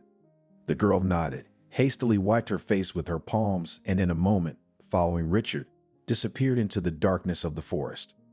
It was the night of the full moon. The night light was gliding across the sky, not covered by clouds, and so in some parts of the forest, namely in the clearings and glades, it gave a little more than enough light not to break anything moving through it. Archie ran, panting. He saw a flicker of light ahead and hoped that it was not a trick of the eye, but Tristan's fur, and he was not mistaken. But in a moment a branch fell awkwardly under his feet. It was as if it had thrown itself, as if on purpose, and the man rolled down a small hill. The first impressions were as if he had been mentally trampled by a rhinoceros. But rather quickly, though not without a groan of pain, Archie was able to assume an unstable upright position. His ears stopped buzzing. Now he could hear the thick, angry growl of his dog. Tristan. The retriever froze 10 paces from his master. And they were not alone in the clearing. There were 2 other men here, strangers in black, and even though it was night, but Archie realized they were armed. The word stuck in his throat. He didn't understand what was going on, but he realized that no one good with a gun could meet in the forest at night. You? Exclaimed one of the strangers. Archie squinted his eyes and realized in horror who was Austin, his ex-wife's new man. What the other man swore. You said there were no huntsmen here. It's not a gamekeeper, Austin grinned wickedly. Just some asshole I know. Hey you, what are you doing here? Were you following me? Archie didn't say anything. He practically growled and pointed with the butt of his gun to where he needed to get closer. You know, he turned to his companion. It's a lucky thing. The swamps aren't far away. I'm sick of this guy. Daddy. Aurora flew into the clearing from the opposite side. The girl honestly ran as fast as she could after Richard, but then they accidentally separated, and then she thought she heard a dog barking and she turned in that direction. What the hell is going on? Austin's companion appeared to be freaking out. You set me up. It was a coincidence, he replied. I don't know how those 2 ended up here, but it's a coincidence. Come on, girl, come to daddy. Aurora was terrified and backed away. No, you're not my father. I'll teach you to obey, Austin grinned wickedly. I'll make you silky smooth. And you, he waved the butt of his gun at Archie. Stay where you are. But before he could move, Tristan rushed forward. The golden-haired figure soared through the air and came straight at Austin, jaws locked on his arm. The man screamed. Daddy? Aurora rushed to her father. Run. He grabbed her arm and dragged her behind him. But Tristan, the girl looked back at the dog. He's clever, Archie breathed out, and he was right to make a sudden attack. The dog easily evaded the blow that Austin's accomplice in some dark case had tried to throw at him and followed his masters into the woods. In parallel with the frantic running, Archie had time to think that they might stumble at any moment but it did not happen. But suddenly there was a new obstacle, thick thorny bushes. They rose higher than a man's height and seemed to stretch endlessly in one direction. And on the other side there was a rock. Archie listened. Behind them, it seemed from where they had fled, they heard some unnatural sounds for the forest. In the moonlight there was something dark in the rock. He guessed it was a crevice large enough for 2 people on all 4s to squeeze through. Archie pulled his daughter behind him and the 2 of them climbed into the natural hiding place. The faithful dog dived in after them, crouching at their feet. Archie thought his breathing was too loud it was bound to give them away. "Don't bother," he said to his daughter. "I've got a buck up my scruff." Aurora complained and yelped because her elbow had hit a rock. "I've broken something here." "It's a rock. You can't break anything." "But what fell out?" "It hit my leg." Before Archie could answer, there were footsteps in the clearing. "Archie," a familiar voice called out. It was Stan. "Hey dog, Tristan." Stan tried to whistle to lure the dog, but he couldn't whistle at all. "Stan? You?" Archie asked the obvious question, climbing out of his hiding place to help his daughter out. Tristan, on the other hand, did the job himself. Before he was bombarded with anxious questions, Stan hurried to explain. As it happened, by chance, he and Richard had come to the clearing, which had been aided by the noise of a dog in the forest at night. And in the clearing they found those two people. Stan and Richard managed to cope with those opponents, which in principle turned out to be even easy, because one of them had received many marks of the dog's teeth. But almost the main news after the news that there was nothing more to fear was that Austin and the second type were in the woods with a very cruel and heartless purpose. They, judging from everything that was found among them, were poachers and hoped to get an elk. "You can't rely on modern technology." Stan waved his hands. "It works and then it doesn't. In general, the connection appeared at the phones. Those guys are lying there. We tied them up. I left Richard on guard just in case, and I decided to look for you. Anyway, I called for help. There's really a nature reserve nearby. These bastards must have gone that way." "Dad," quietly called Aurora. "Dad." The girl raised her voice and even pulled her parents' hand. "Look what's there." That very crack in the rock, judging by the lichens and rounded edges of the rock, was formed a long time ago, and its surface from the inside was covered with much smaller cracks and potholes. One of these natural hollows had once been covered by another smaller stone, and then when people had gotten into the rock, Aurora had clutched it with her foot, almost tripping and twisting her limb, and the stone had fallen out. And now in the moonlight, there was something glistening in that spot. Am I crazy for that night in the woods, or is it gold? Are there more gemstones nearby? Stan muttered, leaning over and shining his flashlight on the find. "But where from?" said Archie confusedly. Wait, is this a treasure trove? Well, it doesn't look like much, but what else could it be? After a while, had to return to the clearing arrived help, and naturally, very much needed the presence of all participants in the night's tense events. The whole company realized that there were still a lot of formalities to be settled, but still each person of the four was overflowing with the heather honey-like joy that they had found what they wanted to find, literally discovered under their feet. It was an incredible coincidence, and everything had ended in their favor. Naturally, such an event as the discovery of the treasure could not be kept a secret, although Stan and Richard did their best to keep it a secret. This event, unheard of, stirred up all the residents of the vacation home, but just as quickly the information spread that the treasure had indeed been found, it was contained in a small wooden chest that had crumbled into dust over the centuries, except that it existed in a single copy. After this discovery, a clear theory formed in his mind about the beads found at the bottom of the buried chest. He assumed that probably these small particles of gold fell through the cracks between the stones and they were washed away by rain streams, carried to the glade where grandmother was picking strawberries. The glade, by the way, was scrutinized with metal detectors, and the theory was confirmed. There really found 2 more beads. The value of the treasure turned out to be somewhat less than Archie had assumed, but it was still fantastic. And now, for some reason, now that it was all over, he was confused. Stan connected all his connections, the best lawyers he knew, and made Aurora happy that her mother wouldn't get to her share, so it could be arranged that the sum would just end up in the girl's account. And then Stan announced that he was quitting his job because it was time to realize his dream of going to the Caribbean islands to look for pirates' treasures. Archie knew that his ex-wife wouldn't stay away after such news, and it turned out to be true. She called. She tried to meet in person. "Hello, my love," she said, and tried to smile in an ingratiating way. "Archie, darling, I'm sorry. I was wrong." He looked at her. She drove up to the university, knew he was back at work, and timed it. He didn't answer. "You changed." He knew that. "Yeah, a bit of a style change. Got a haircut. Changed from plaid shirts and jeans to suits." I also bought a car, sporty style and a bold red color. Archie, don't be silent. Maria clasped her hands and cried, not embarrassed. On the contrary, she wanted everyone to see, so that he would be ashamed to treat her like that. Only Archie was completely indifferent to all this. I'll get sole custody of my daughter.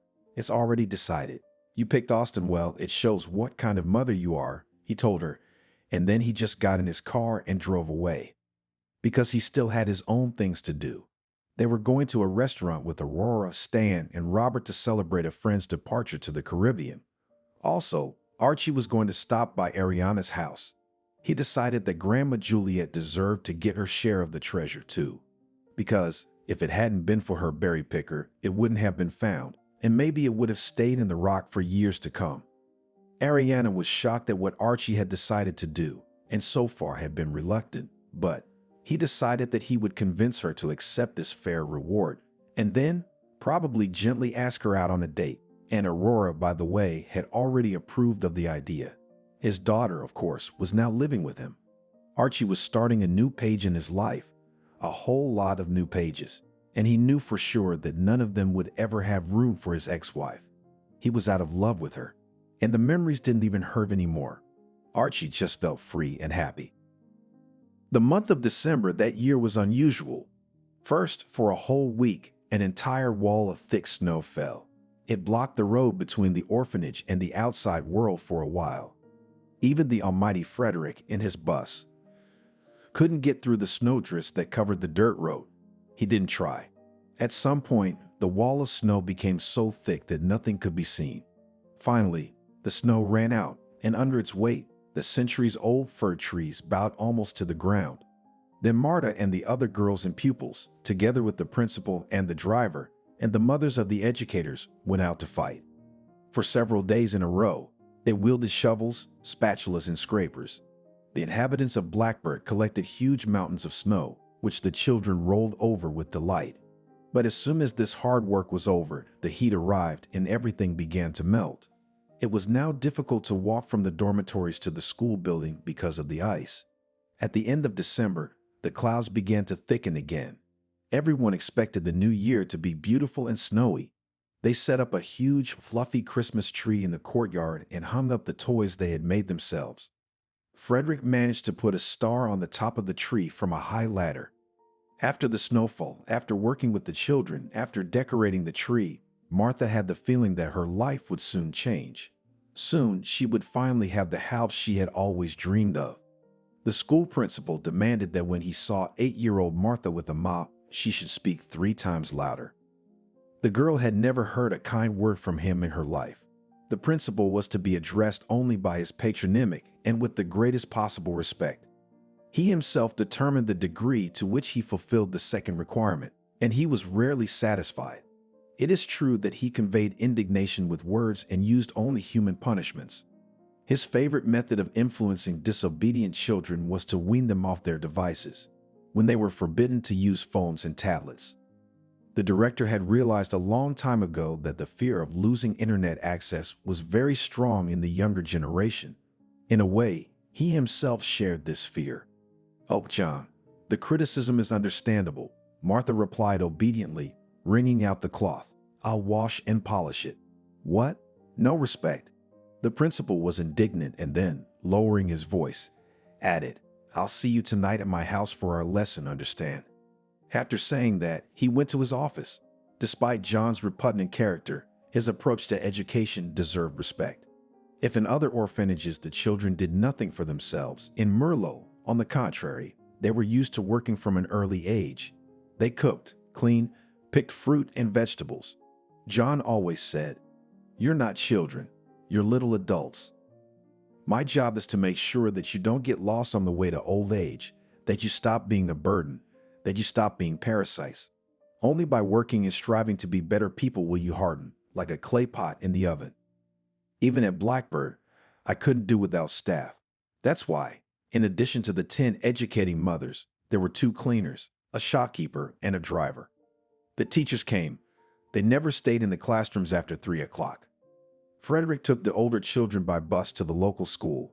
Martha couldn't wait to be old enough to go. She enjoyed the trips. The principal always emphasized that he was the only one in the orphanage who only had idlers and loafers, vagabonds and slackers. John was the official guardian of each boy and girl, and only he decided, quite officially, which of them could have a chance as foster parents. For as long as she could remember, Martha had always wanted a family. She knew, from snippets of information from her caregivers, that she had had a mother and a father, more or less, until she was 2 years old. They never told her what happened after that. John attributed this to child welfare. "It's too early for you to know these things," he said every time the child started this conversation. When will I know?" asked Martha. At this point, the tears were beginning to choke her, but she held back. "Soon," replied the principal. "Soon, but not now." Most of the adoptive families were very young children, 2 or 3 years old. They appeared here all year round, without any system, but there were always only a few.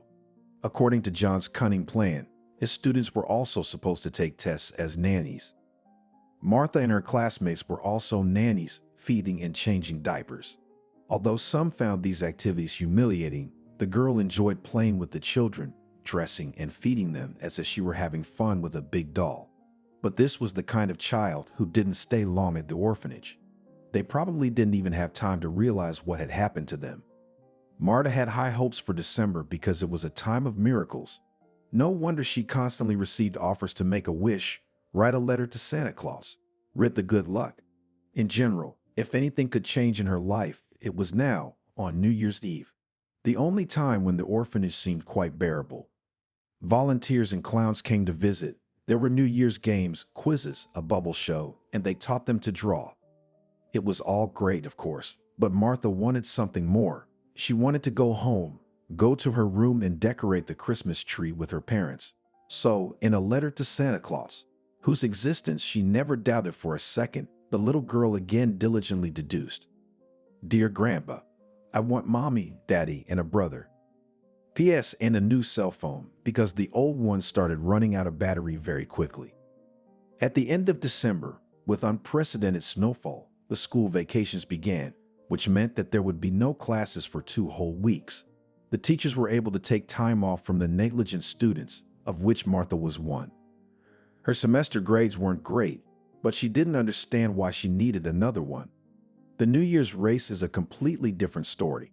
Together with the clowns and volunteers, the prospective parents visit the Blackbird shelter. They observe the children, talk and play with them, and then they choose the best ones for themselves. A classmate called Harry used another word for prospective.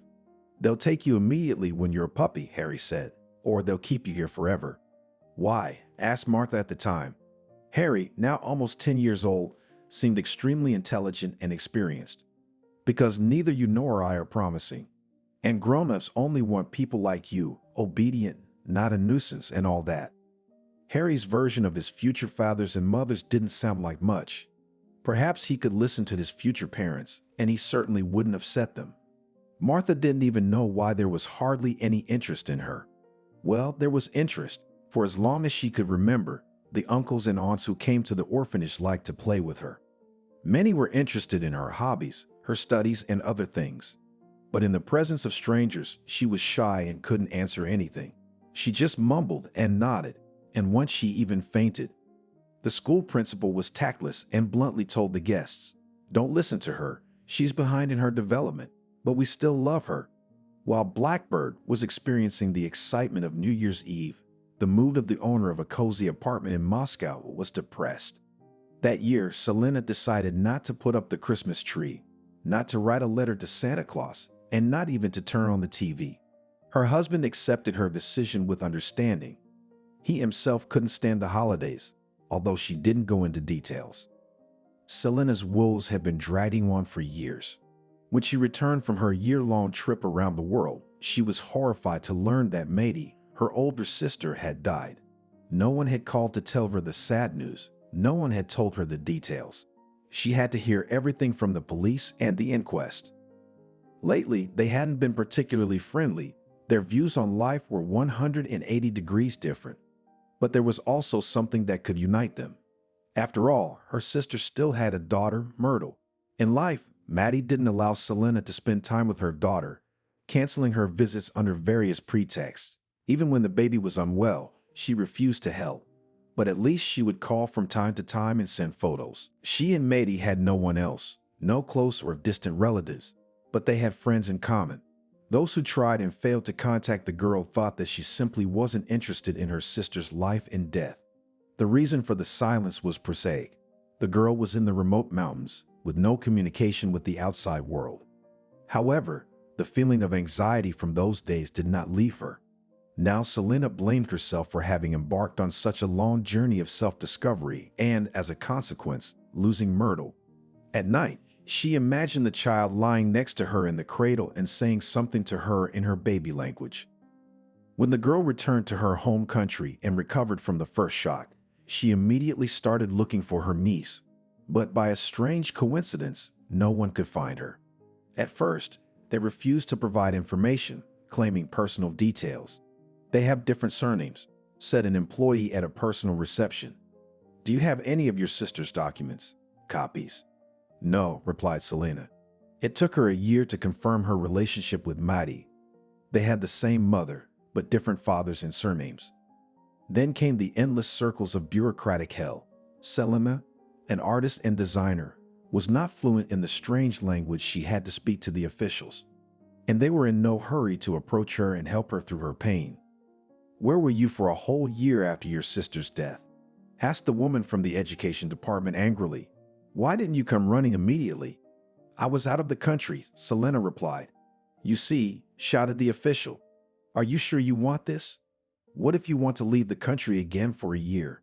"You need to find her," Selena whispered. She immediately felt ashamed of the pressure. She couldn't disappear without a trace. "We have 400,000 orphans in this country."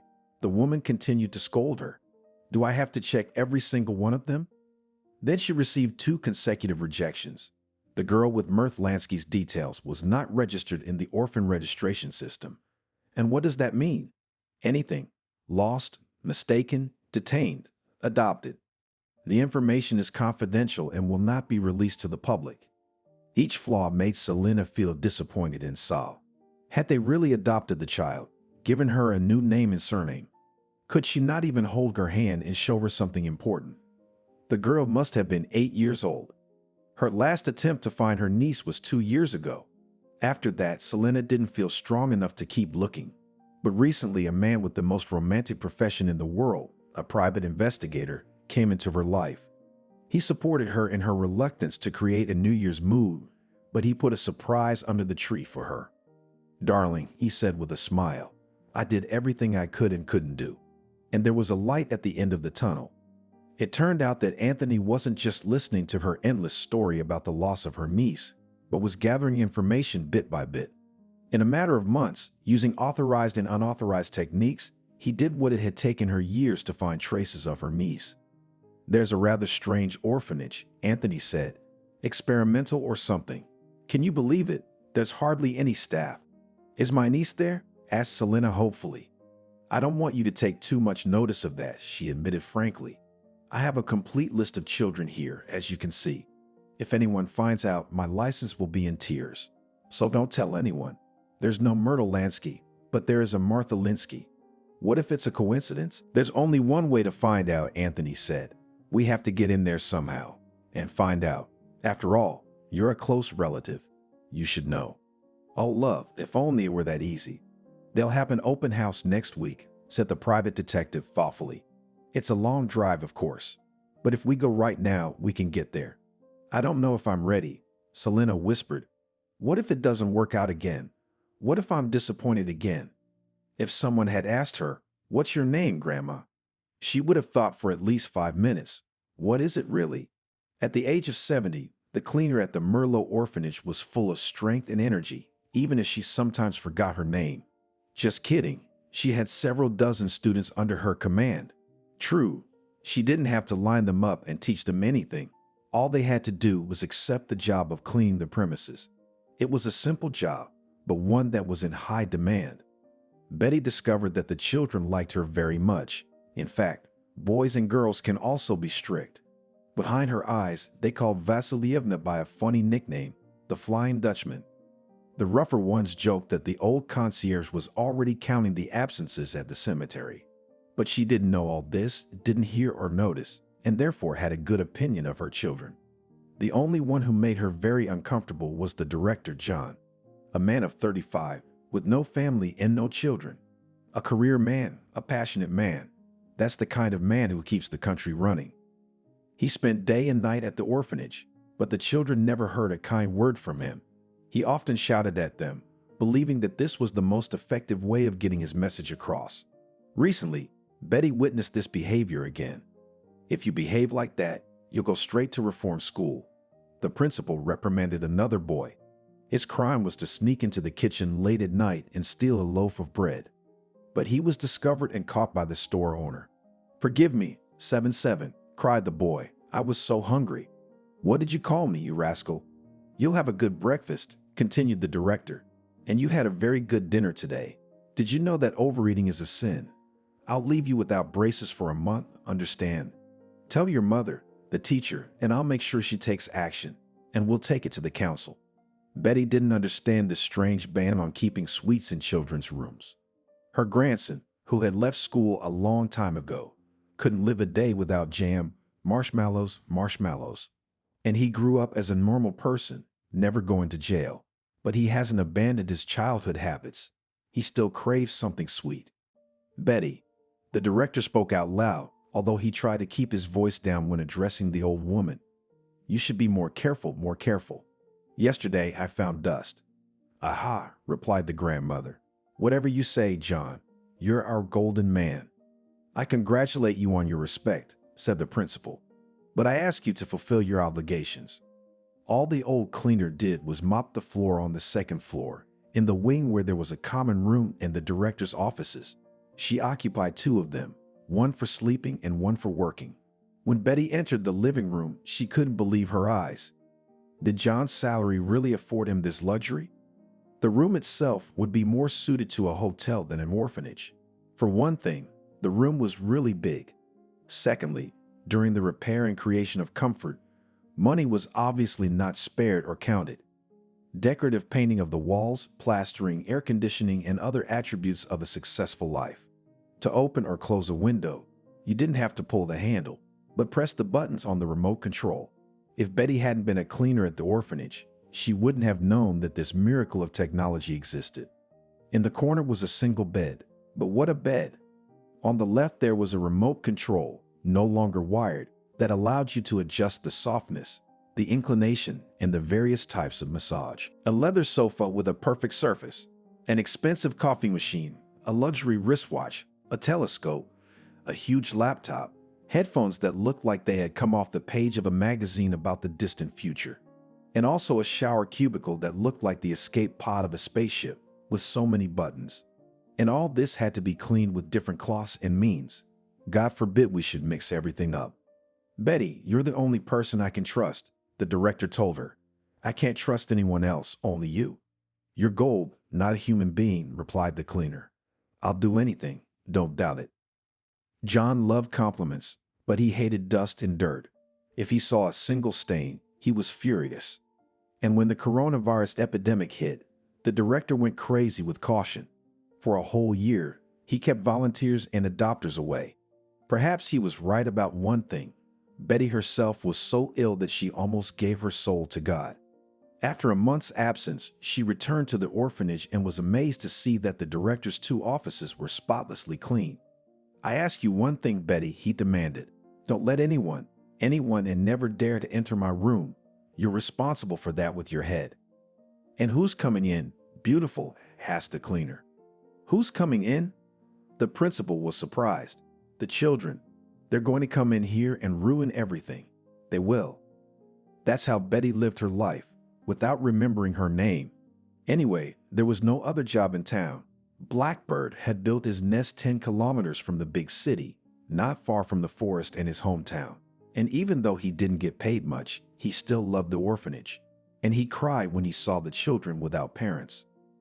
"If I could," thought the cleaner, "if I could, I'd keep them all for myself. It's not bad here, but it's better in my own home." Then Betty remembered that she was 70 years old and immediately calmed down.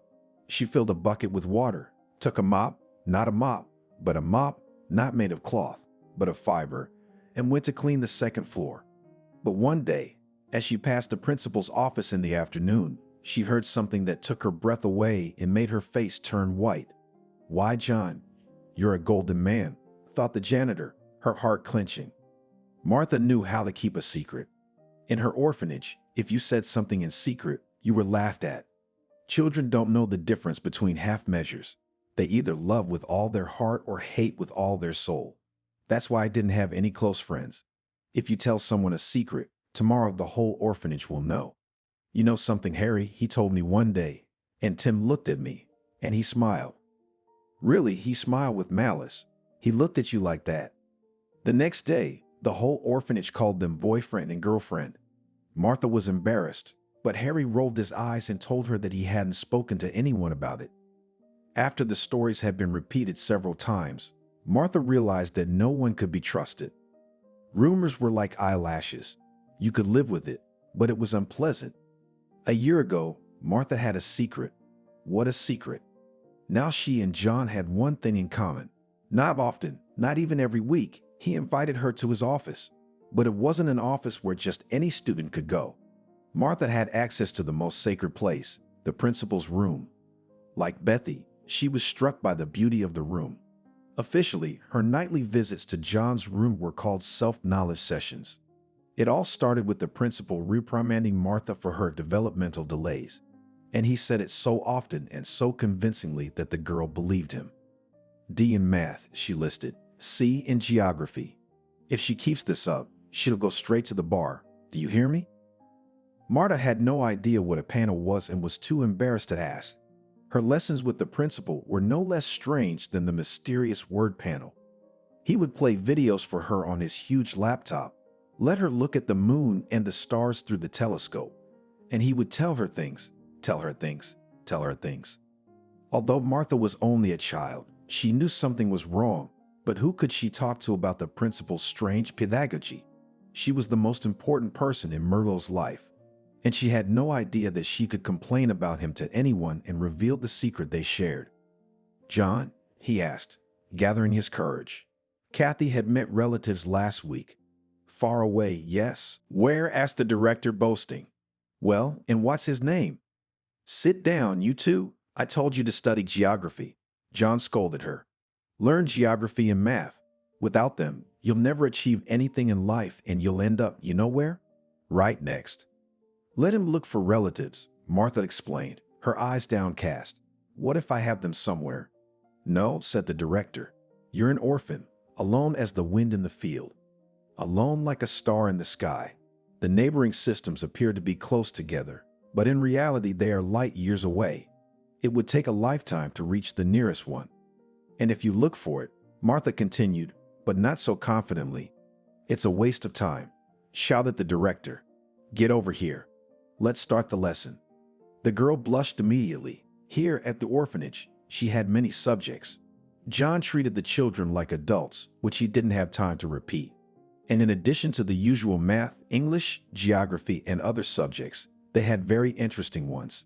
Children's rights, for example, or conflicts, where they were taught how to resolve the causes of children's fights and arguments. Or design, where an old lady taught them how to sew skirts, gloves, and aprons. Or cooking, where Martha pressed cookies with a mold and they learned how to make salads. But I had never seen such strange teaching anywhere, and she suspected it was all wrong. John would give her a pill that made the world seem to disappear, sit her next to him and say, "Repeat after me, Martha. Repeat after me." The principal's demand that she keep her lessons a secret, she would have kept to herself. And even if she wanted to tell someone, who would believe her? So she repeated the principal's strange words, even though it made her heart feel heavy and bitter. As New Year's Eve approached, the orphanage began to receive visitors, godparents, volunteers, staff, and expected mothers and fathers. Everyone was welcomed by John, and it was as if he had been replaced by someone else. On days like this, the director was helpful, polite, diplomatic, and courteous. Martha loved this time because there were new faces in the orphanage, and she missed new faces.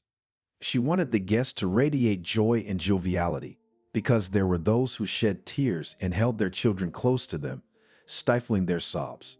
It's not nice when a stranger cries into your sweatshirt and hugs you so tightly, as if he wants to strangle you. The moms and dads to be always followed the sponsors, volunteers, and staff. They looked at the babies, trying to find the right one, blushing and embarrassed. The dads to be were always shy and hesitant.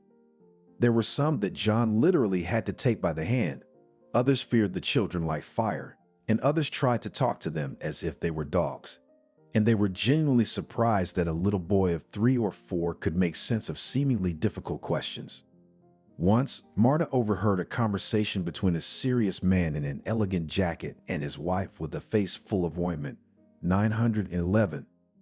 "Look at that one over there," said the head of the family, pointing almost imperceptibly. "He looks like me, don't you think?"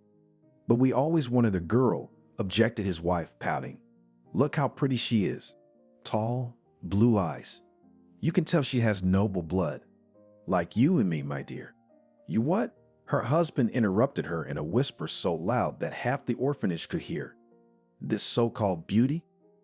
Mr. Director says she has a history of deviant behavior. No way, we don't want criminals in the family." Martha had no idea what deviant behavior was, but she believed that the director could say anything to keep certain children out of the orphanage. Of course, because of her age, Martha was not aware of many things. For example, why did the director let some children go so easily? Why did he try to put others in, and why did he keep others with him? There had to be a logic, but she couldn't see it. However, she couldn't take away the man's pedagogical skills. That snowy December, John decided to show his talent as a director and staged a real performance of the Snow Queen. There was no part for Martha, so she sat in the auditorium. This large room with 100 comfortable chairs and a beautiful stage is another of the director's achievements. Although the girl was able to see the dress rehearsal, the show itself was magnificent. Now she dreamed that one day she too would play Gerda. She loved the role, especially the girl's transformation. Next to Martha in the audience were the same man and woman who had spoken about the orphans a few minutes earlier. "Oh, how I wish I had Kai," exclaimed the woman. "What an actor." "Hey, my dear," whispered the husband loudly. "He's 10 years old. If you get a boy, get the youngest. That way he'll never know he's adopted." There was an indignant hiss from all sides. Martha was ready to join the voices of discontent.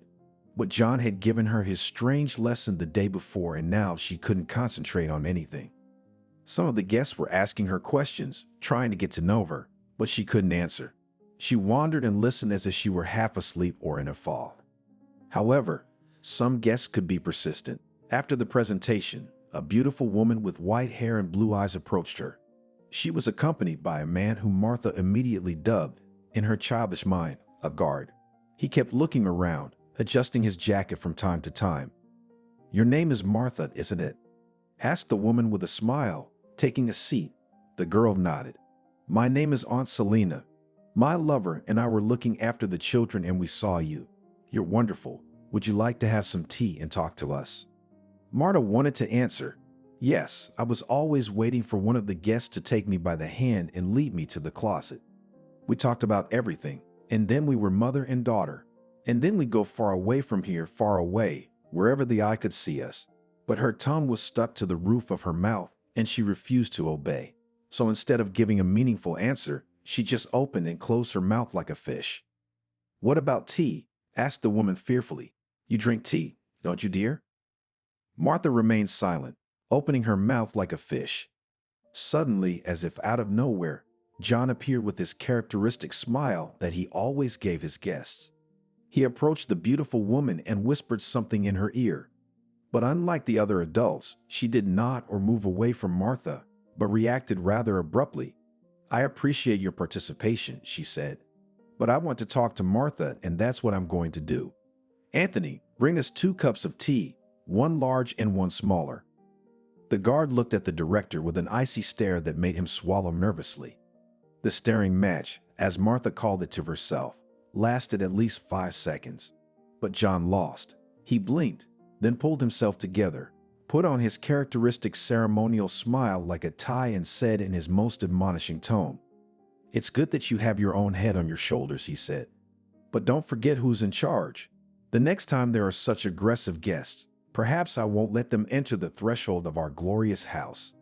With those words, he left, and Martha, who was a little frightened by the situation, spoke again. Suddenly, the girl realized that she wanted to be like that beautiful woman when she grew up, to respond with pride and courage to all the principal's demands, and not to whisper in her ear, but to speak out loud for everyone to hear. She swallowed, looked at her unknown aunt, and said in a whisper, "Martha, my name is Martha. I like green tea. Well, Anthony's gone now. If he brings black, I'll tell him to change.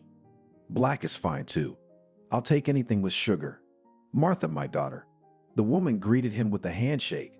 There was something warm and captivating about that smile. "They must have you here in a black body. But don't be afraid. I'm not going to bite you. Let's just talk a bit, play some games. What kind of games do you like, darling?" Every time the invasion of guests ended, John felt an emptiness inside. On the one hand, he felt flattered that his orphanage for 100 children was the best, if not in the world, then in the country. From there, the underprivileged children leave prepared for life, if not completely, then at least in many ways. After all, what is the main disadvantage of orphanages? John would ask audiences at meetings and seminars, telling them about the advantages of his idea. They don't teach anything. The caregivers cook, clean, wash, and iron clothes, solve everyday problems. The result is not an adult, but a big child. "What a profound idea," someone exclaimed, and the director nodded. He loved it when his words resonated with the audience. John knew the subject inside out because he himself had grown up in an orphanage. Years of life that he wouldn't mind erasing from his memory haunted him. Dirty food, hard beds, violence in abundance. He had become as hard as a crust of bread and just as rancid. At the same time, he set out to create another orphanage where things would be different. After all, unlike most of his peers, he didn't start drinking, he didn't go to jail, and he didn't become homeless. John still remembered how, as a green educator, he presented his project to a large committee with trepidation. "The orphanage I'm looking at," he said at the time, "it's not an orphanage at all. It's just a home, a place where the adults look after the little ones, where the children cook, clean, and wash, and they learn. I'm convinced that after a home like this, everyone will have a family." "And where are you going to get the funding from?" a boss asked contemptuously, not even bothering to change the "you." John hadn't tolerated disrespect for himself since he was young, but he was still forced to let such attacks pass his ears. "I have an idea," he hissed that time, "but I don't know which way to go, so as not to be rude." It was his militant attitude that caught the eye of a completely different official, who a year later gave permission for the risky project. And he never regretted his choice. The Blackbird became an emblematic project, which he would like to record in his achievements for all kinds of authorities and politicians. At the time, John, a teacher who had graduated 7 years previously, had no management experience. He didn't know what accounting was or where food and basic necessities came from in a budget institution. But in his ideal orphanage, he saw a very different hierarchy, with only one boss. That was what really mattered to John. Just him, his mothers, and the junior staff. And the hottest idea, approved at the top, was to manage the orphans' finances. After all, not all the boys and girls were beggars like the church mice. Some had real estate behind them, others had their parents' wealth. The patron himself gathered into his orphanage a number of children who, at first glance, were not needed by anyone.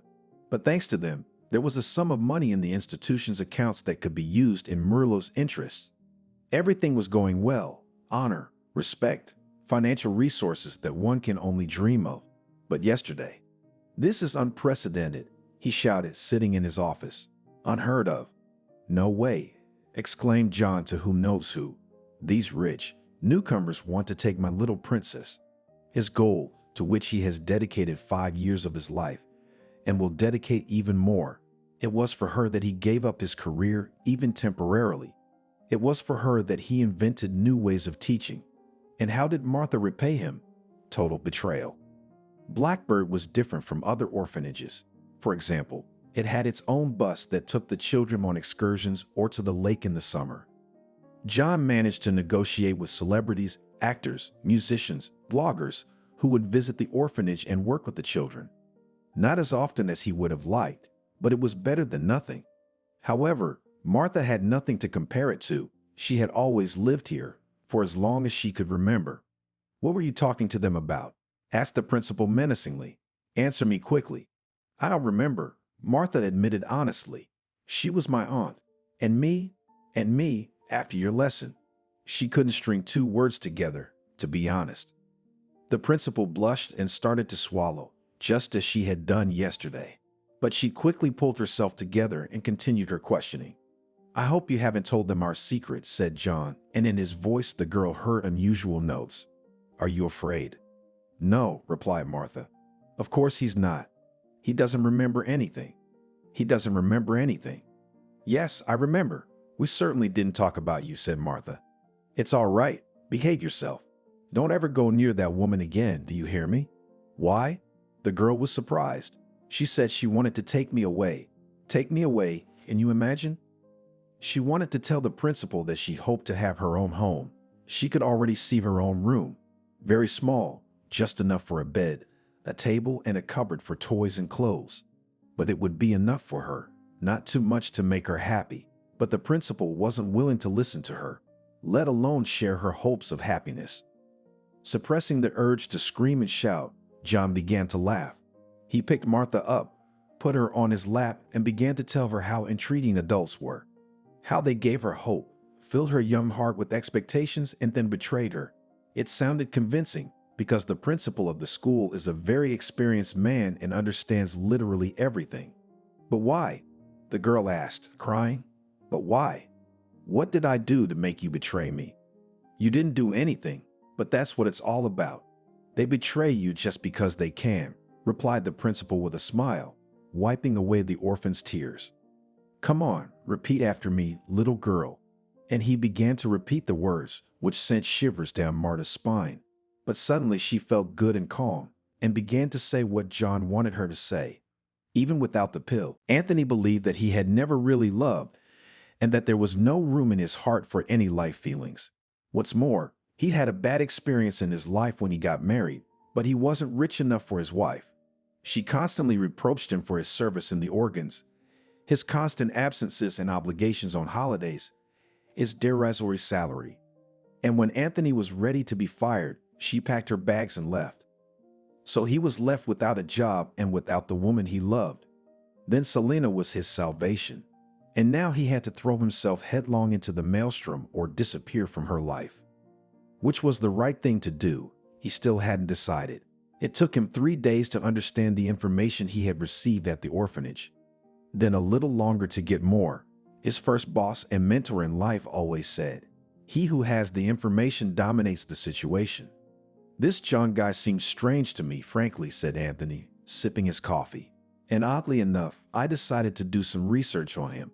But I'm thinking, which way to dig?" "You're very positive." "What did you find out?" asked Selena impatiently. She admired her man, his intelligence, and his altruism.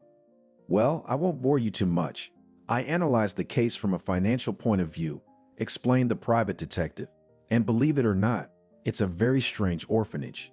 Very strange." "What's so strange about it?" asked Selena. "According to reports, once a year the children eat black caviar and scallops.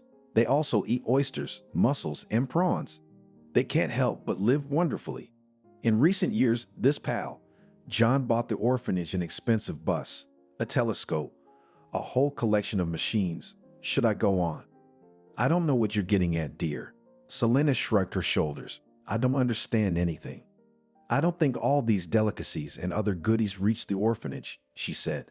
"They just deduct it, like many other expenses. See, doesn't that tell me something?" "Get it straight, Selena," said the detective. "If I'm going to risk my license, if I'm going to investigate this, I have to make sure you're not hiding anything from me. And it looks like you are." "I swear I'm not," the girl almost shouted resentfully. "Where do you get these ideas?"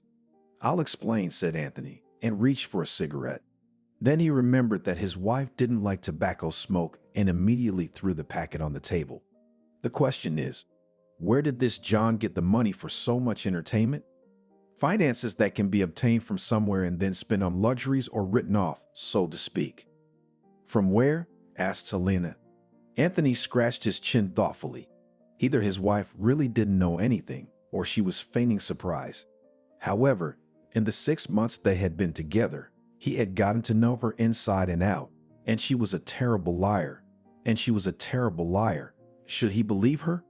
His niece, this Myrtle Martha, has a huge inheritance, the detective explained. John can't use it directly, but he has the right to dispose of it for the benefit of his ward. I wouldn't have memorized that, the lawyers explained. Inheritance. Selena began to rummage through her memory. Right? Why hadn't she thought of that? She and Maddie had lost their mother at an early age. Their different fathers had looked after them, but without fanaticism. None of their relatives would have left them enough capital to buy buses, telescopes, and black caviar. The inheritance must have gone to Maddie's husband. He was a strange and mysterious man. She knew nothing about him. Maddie hid him, just as she hid her little daughter. Understand, Anthony, Selena said with a sigh. I just want to keep Myrtle for myself. Or Martha, whatever you call her. I don't care now. I love this girl very much. And I don't give a damn about her money, no matter how much it is. Let that John, as you call him, take the money and choke on it. We'll go back to Washington, paint with Myrtle, teach her to skate. Wouldn't that be nice, Anthony? Okay, you've convinced me, smiled the detective. Well, or I want to believe it myself. Only, if we're in the game, we'll go all the way, and we won't leave a penny for that director. And money, you know, can be put to good use. What do you mean by that? Selena was surprised. Do you need money? Anthony, we don't need anything. My paintings sell. You have clients. Is it too much for a man to be happy? You realize it's not about me. It's a question of principles. Why should your niece's money end up in the pockets of some crooks, when there are those who really deserve it? I don't understand where you're going with this. He shook his head. Fear not, my dear. I have a plan. I've thought it over. I've consulted lawyers. What kind of plan? I'm sure you'll like the beginning, Anthony said and knelt down in front of Selena. Angelica valued her time, literally every minute of it. For 10 years of her life, she had worked towards her goal of becoming a lawyer. First, 5 years of intense study at university. Then, 3 years of hard work as a bailiff. After all, it's the most disgusting place in the world, especially if you're at the bottom of the system. Writing briefs, sending subpoenas, listening to endless complaints on the phone. Then came 2 years at the bar and trying to pass the bar exam. And when her dream came true, Angelica realized how little time she had left to enjoy life and reach the top of her profession. Over the last 10 years, she has not only developed, but also become a better person. Angelica valued her time, so her rates could be described as democratic. Quite the opposite, the prices were very authoritarian. But there was a simple explanation. Angelica approached every situation with a maniacal desire to win. She would use any method to achieve her goal, and she always won. Why did you choose me? She asked, looking at the lovely blonde. There was something creative about her. Her eyes, her hair, her mannerisms. It's not my specialty. It was recommended to me, shrugged the client. They said you were the only one who could handle such a complicated case. They said you were the best lawyer. Lawyer, she corrected with a smile. She didn't like her profession being called the man's word, but that didn't change the matter, unfortunately. Family disputes are a gray area of justice. Many of the things you can read about in clever books don't actually work, or don't actually work. Angelica was not willing to give up her work, an interesting new case in which she can demonstrate erudition and creativity. What could be better? She was only increasing her price. A lawyer always does this to show his clients his own importance. And she also didn't like those colleagues who, from the very first minutes, radiated confidence in success. No, luck loves not only the prepared, but also the cautious. On the contrary, it is necessary to sow total hopelessness in the client's soul. Then victory will really be desirable for them. In jurisprudence, you can never be 100% sure of anything. No two disputes are the same, which means that something can go wrong at any time. Well, said Angelica, after reading the documents, the case seems hopeless. You realize that if the educational institution has denied you custody since the beginning of the process, It seems a bit presumptuous to go to court. I've got a trump card up my sleeve, said the man Angelica had taken for a security guard wordlessly. He looked very solid, like an Italian gangster or a successful businessman from the 90s. Not even one trump card, but several. Well, friend, said the lawyer with a tone of irritation, all the trump cards must be on my desk, and then I'll tell you myself which ones can be used and which ones can't. You see, Selena tried to ease the tension. We have a suspicion that Martha is my niece, so do a DNA test. Angelica shrugged. My God, we live in the 21st century. It's so easy. We've already consulted experts, said Selena. Look, my dead sister Maddie, Myrtle's mother. Martha was my half-sister. We have different fathers, and in this situation, a DNA test. What did they say, Anthony? The test might not be informative. The man helped her. Angelica wondered. She had faced a similar situation not long ago and knew from experience that it wasn't easy to prove paternity in this case. What's more, it wouldn't always serve as an unconditional basis for handing the child over to the supposed relative. He wondered what other advantage was available. The case was beginning to interest him more and more. You see, said Selena, we went to John's house to negotiate. He was the one who invited us, and he said things that were hard to believe. We don't know how they usually take children into custody, but something doesn't add up. What happened in there? Asked the lawyer. She thought she should give her new clients a quote before getting carried away with the story and was persuaded to reduce her fee. I'll tell you everything. On New Year's Eve, the Blackbird orphanage looked beautiful. The main entrance was decorated with Christmas trees, garlands, colorful ribbons, and reindeer figures. The children molded a real Santa Claus out of snow and painted him with red and blue paint. The orphanage was used as an amulet by staff at all levels to assure the higher authorities that the child protection work was being done at the right level. Did you enjoy it? John asked his guest and smiled as sincerely as he could. Yes, replied Selena. My husband and I thought it over. We want to keep custody of Marta. We love her, don't we, Anthony? Yes, he nodded, very much. Oh, I wouldn't advise that, said the director thoughtfully. Why would you young people want to ruin your lives with a problem child? You know, I've been through so many children and foster parents that I can quickly tell if everything will go according to plan. Your orphanage should be first class. That's why he held his talks with current and future guardians and adopters not in the corridor on a bench, but in a real meeting room, which he organized at the expense of sponsors' funds. A neat white table, soft armchairs, air conditioning, a fridge with clean water all contributed to productive communication.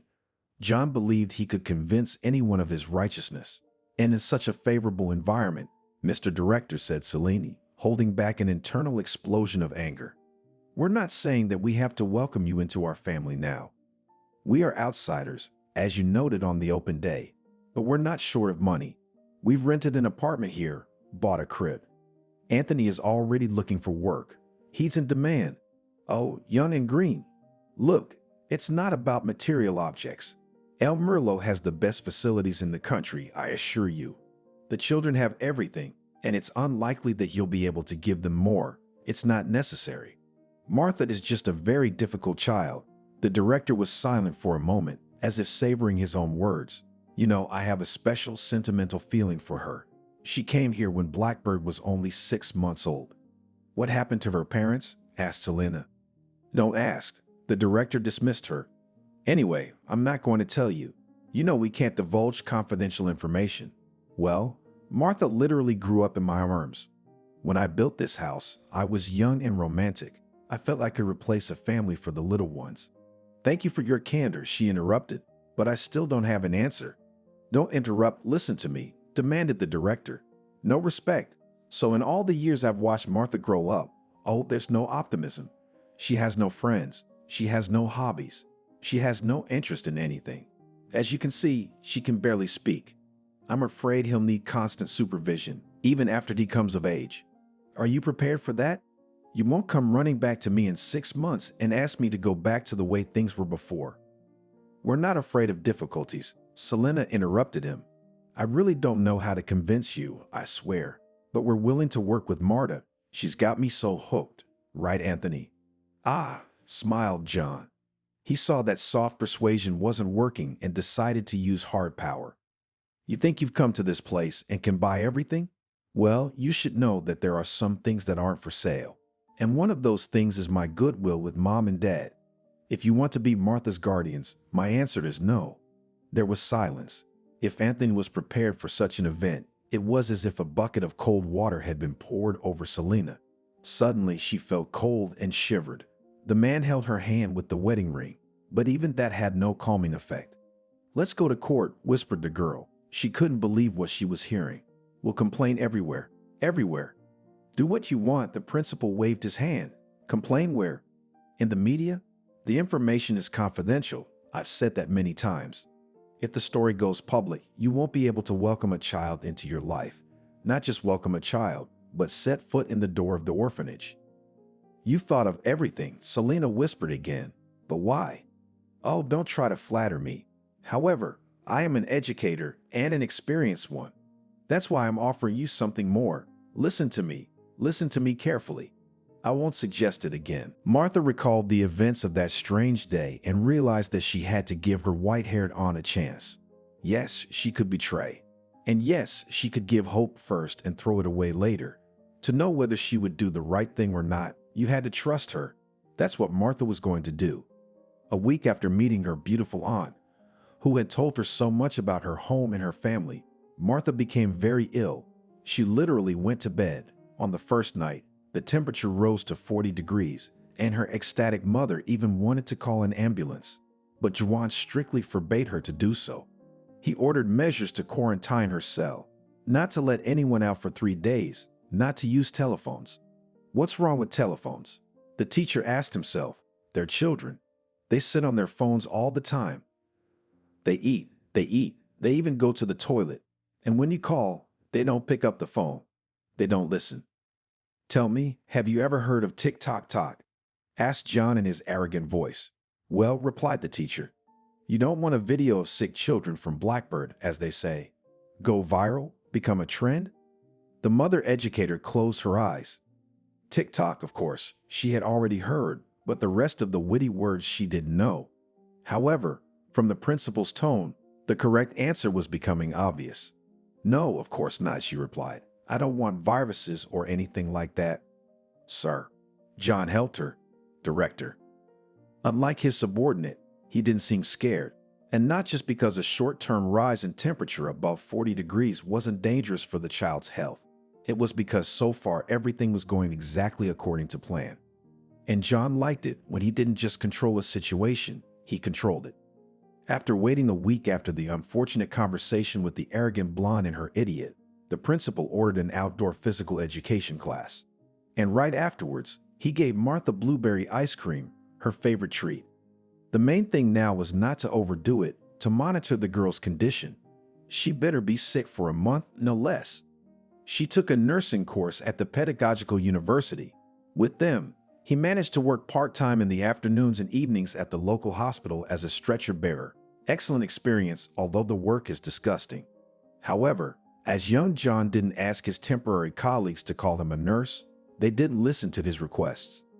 Even on his work permit, they wrote his profession as a nurse with derision. He could forgive the disrespect then, but not now. He took Martha to the medical isolation room, listened to the girl with his own stethoscope. No wheezing, normal lungs. Just the flu. He remembered the unfortunate conversation with Selena and tried to figure out what he had done wrong. "I'm an educator, and I hope that my name will be written in golden letters in the history of pedagogy," he told himself. "So I intend to take another child from my orphanage. You see, his name is Carlos. He's a golden boy, intelligent, obedient, with no congenital diseases or malformations. And he has." John looked carefully at Anthony. "He has eyes like your man's."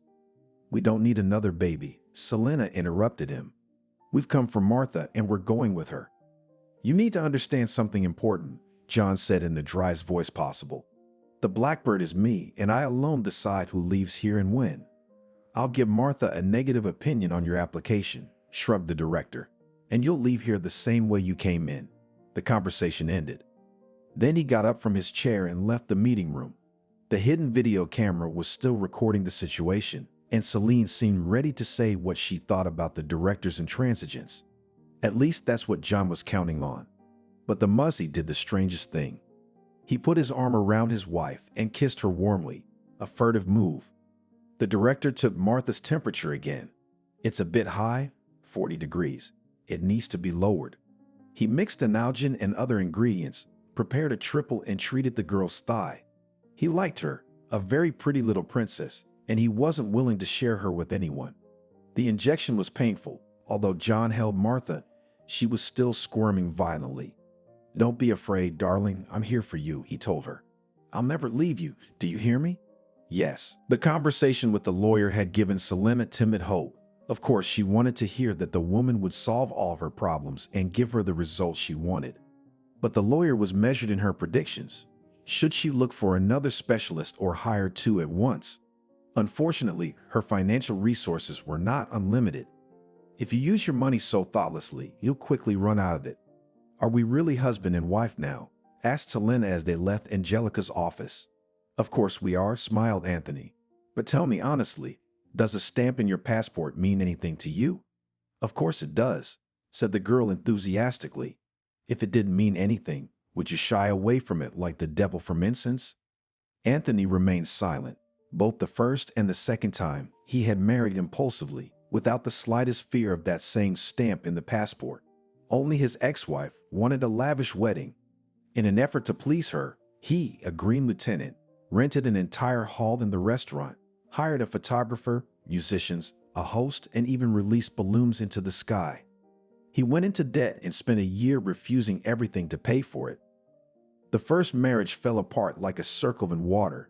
He had nothing left, no children, not even a faint sense of happiness. The second marriage was much more to his liking. He would sign it, receive a certificate, and then he could leave. And something told the private investigator that this union had a better chance of a favorable outcome. "Let's think about it," suggested the private investigator. "They're not stamps. We have to think it through, answer all the questions like a sheet of paper. Love to portray the purest and most sincere. Well, you and I are good at that." "Have you ever been to court?" asked Selena. Anthony wrinkled his nose. He remembered how, during their service, they not only caught criminals, but also had to prove that they had broken the law. More than once or twice, he had literally been summoned and interrogated into unconsciousness. How they got to the offender, how they arrested him, whether they rid him his rights. The most frustrating thing was when Anthony's answers didn't satisfy the judge or prosecutor. Then the offender could be acquitted and he, the operator, deprived of a bonus or even another post. "Yes, I've been there," said Anthony.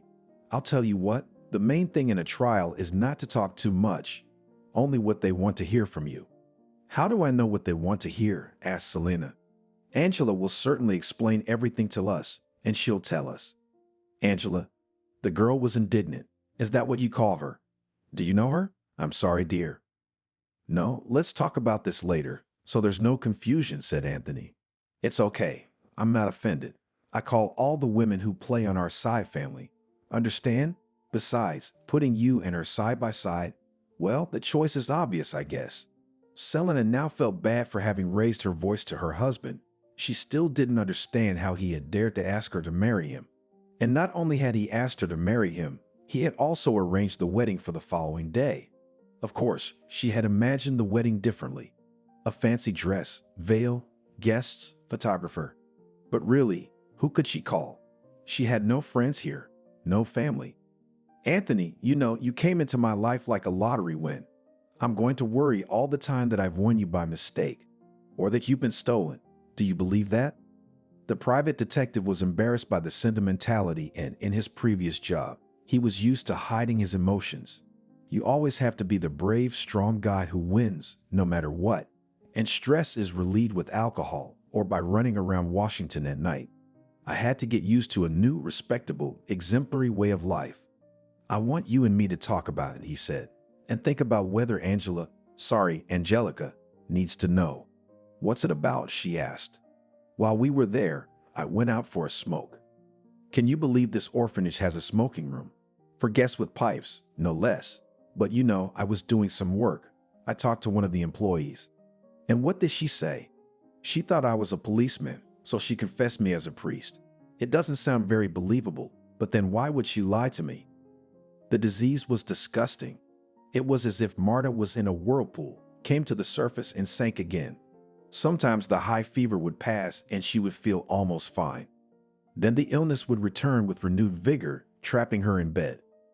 Martha didn't worry for a second about not going to class, about not seeing the other girls and students. The white-haired woman, whose name she whispered in delirium, was another matter. Selena, for some reason, he seemed strangely familiar and known to her. It was also very difficult for her because none of her classmates came to support her. They didn't even give her a note. The school principal forbade her to use her phone and tablet. He said it was harmful during an illness like this. Only her mother looked in on her every hour or two, touched her forehead and sighed. But John himself was always around and in a very good mood. For the first few days, he literally slept in the bed next to her, taking her temperature twice a night. He gave her unpleasant syrups and powders, brought her freshly prepared blueberry bites. He helped her to the toilet. Thank God she didn't go into forbidden territory. He was very involved and polite in a way she had never seen him before. "I'll never leave you," John said. "I'll always be with you." These words, which in another situation would have made her shudder, were appropriate this time. It turned out that the director knew the various pills and injections as well as a doctor. On the third day, however, the doctor came to see her and praised John for his treatment. "It's obviously the flu," he said. "We need to watch your temperature and lower it if it rises above 38.5 degrees Celsius. Throat rinses, lots of water, antiviral capsules." "Doctor," Martha sniffled, "how long am I going to be ill?" "God willing, you'll be fine by the 5th day," smiled the doctor. "Listen to John. You'd be lost without him. What a mentor. Blackbird is very lucky to have such a wonderful owner living and working here." Martha didn't ask the question about the duration of her illness out of curiosity. She was just trying to find out how many days Selena, her new mother, would wait for her. Perhaps a week would be enough for her, but what about 2? What about 3? There's no way of knowing for sure. Adults can act like children sometimes. If you stay here in total isolation for more than a week, you'll see all kinds of reactions. Selena must think Martha is a rude and arrogant child for not calling or writing to her. However, she didn't know of her future mother's phone number. "John," whispered the girl when the principal returned to his makeshift room, "where's Selena? Did she ask for me?" "Did you remember her name?" shouted the man, which startled Martha, but she pulled herself together. "Of course I did. He walked past the children like kittens at a fair. This one is small, and this one has angry eyes. A terrible woman. That's why I expelled her." This news made Martha feel worse. She had another high fever that didn't go away for a week. When she recovered, she was so exhausted that she could only eat porridge with a spoon and drink it with sour cream. The memory of the beautiful white-haired woman now seemed like a dream. John, on the other hand, was much more understanding. She was even willing to forgive his constant insults and strange activities. She was also willing to wait for her mother to see her again. After all, she is only 8 years old. Now she's going to study hard, do math and geography, learn to write poetry, and act in the next play, of course. Then there will be no shortage of potential fathers. Selena was in court for the first time. Angelica convinced her that they needed to act quickly, and then they would have at least a small chance of success. Selena sent several letters and packages to the orphanage. She created an exemplary Facebook page. And yet, to go to court. Selena always thought it was a very dark place, where hopes and dreams were destroyed. She had no idea what the sessions were like, or what to say, or why the judges wore such ridiculous robes. When they met in court on the day of the hearing, Angelica was in a very good mood. She felt like a fish in water in this state house. "You don't know how lucky we are," said the lawyer. "The hearing was scheduled just 3 weeks after the lawsuit was filed. I don't think they're going to postpone the decision either." She didn't mention that she had to use any force. Other cases have taken months to resolve without any hope of speed. But her clients, by some strange coincidence, were always lucky. Selena was afraid. If the decision was made in the next few days, what if it wasn't in her favor? "What should we say?" asked Selena. "How should we behave?" "I'll do the talking," said Angelica, her tone sounding a little arrogant. "If they ask you questions, think about what the judge wants to hear. You are a positive family with no bad habits. The husband is an excellent policeman, now retired. Your mother is an artist. You don't have to accuse anyone of anything or make anything up. Okay. 2 weeks ago, the lawyer also met with Anthony and heard his story about what might be going on at the orphanage. Ah, what a man. Angelica's personal life was not going well. She's now 39 and female happiness hasn't found her. Well, some are lucky in love and others are lucky in their careers. John was in front of the judge's chambers and looked well. The lawyer noted that his suit cost no more than $200,000. Expensive cufflinks, elegant belt. The overall look spoiled the belt bag, so popular in the 90s. It wasn't clear why he had put it in his impeccable suit. It's not a strange taste, Angelica said, as if she were speaking to the void. It's the total absence of it. Did you say something? Asked John. He realized that he was polite, courteous, and even attractive. I told you that you're probably the legendary director of Blackbird, smiled Angelica. I've heard a lot about you. Merci, replied John. And you're going to represent the same madman I denied custody of one of my wards? The lawyer nodded. He didn't want to continue the conversation and waste his energy. Nor could he stand the delay of a hearing. Therefore, he requested that the trials involving him be held in the morning. The case was entrusted to Selena Stova, a judge with long experience. She had already attended his trials. Her feelings were mixed. The clerk said aloud, and Angelica immediately showed her identity and the court order. Please report to courtroom 4. Selena, who was in court for the first time, was impressed by the layout of the courtroom. High ceilings, a counter like in American movies, beautiful benches. Near the judge's table, the prosecutor was sitting lazily. An elderly man who was almost leaning back in his chair. Was all this immense hall for his little case? A matter like that could well have been resolved in a tiny room. John, on the other hand, seemed fine in such an environment. He organized his papers, put his clipboard face down in front of him, and hung up the phone. He looked at Selena and Anthony and gave the ugliest smile he could muster. A separate door opened for the judge. She entered the courtroom and sat down in the high chair. The prosecutor stood at attention and the other participants also stood up. The trial began. Parties, we are hearing the case behind closed doors, said the judge. Photographs and video recordings are prohibited, and for revealing information, you can be prosecuted. The prosecutor won't lie. Returning to the team was made all the more difficult by the fact that Harry had been taken to an orphanage, the same naughty girl who is now 10 years old. He set up a social media page where he happily posted pictures of his new life. Here's his beautiful room. Here are the toys her new parents gave her, even though they're not age appropriate. Hello, Martha, said Harry when they called the video. Are you feeling better? I don't know, Martha replied.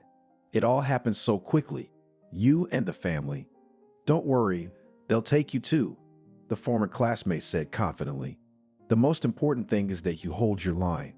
How did that happen? And he told the incredible story of his departure to this family. When the volunteers and guests arrived, Harry hid on the second floor out of habit. He had done this for several years, after losing hope of finding a family. There he sat at his tablet, lazily scrolling through his social media feed. Suddenly, a couple approached him. It's like we're on the same page, you know, Harry said enthusiastically. We understand each other like nobody's business. They're computer scientists. Martha didn't know what that was, but she was pleased with her partner.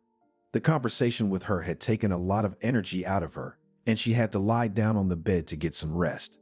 Classes had started a long time ago, and once again, she had missed them.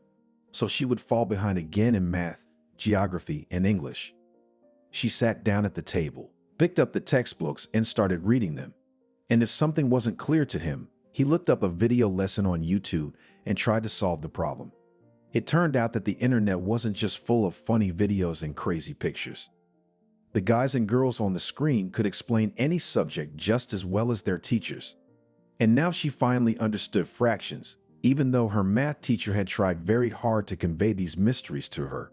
Excited, Martha didn't even realize that she had been studying for 2 hours. Soon, she would not only catch up with the class, but surpass it. The important thing was to be diligent. And then they would probably take her to a foster home, if they took Harry at all. Suddenly, Martha felt so sad that she started to cry. It turns out that here in the orphanage, everyone is a competitor.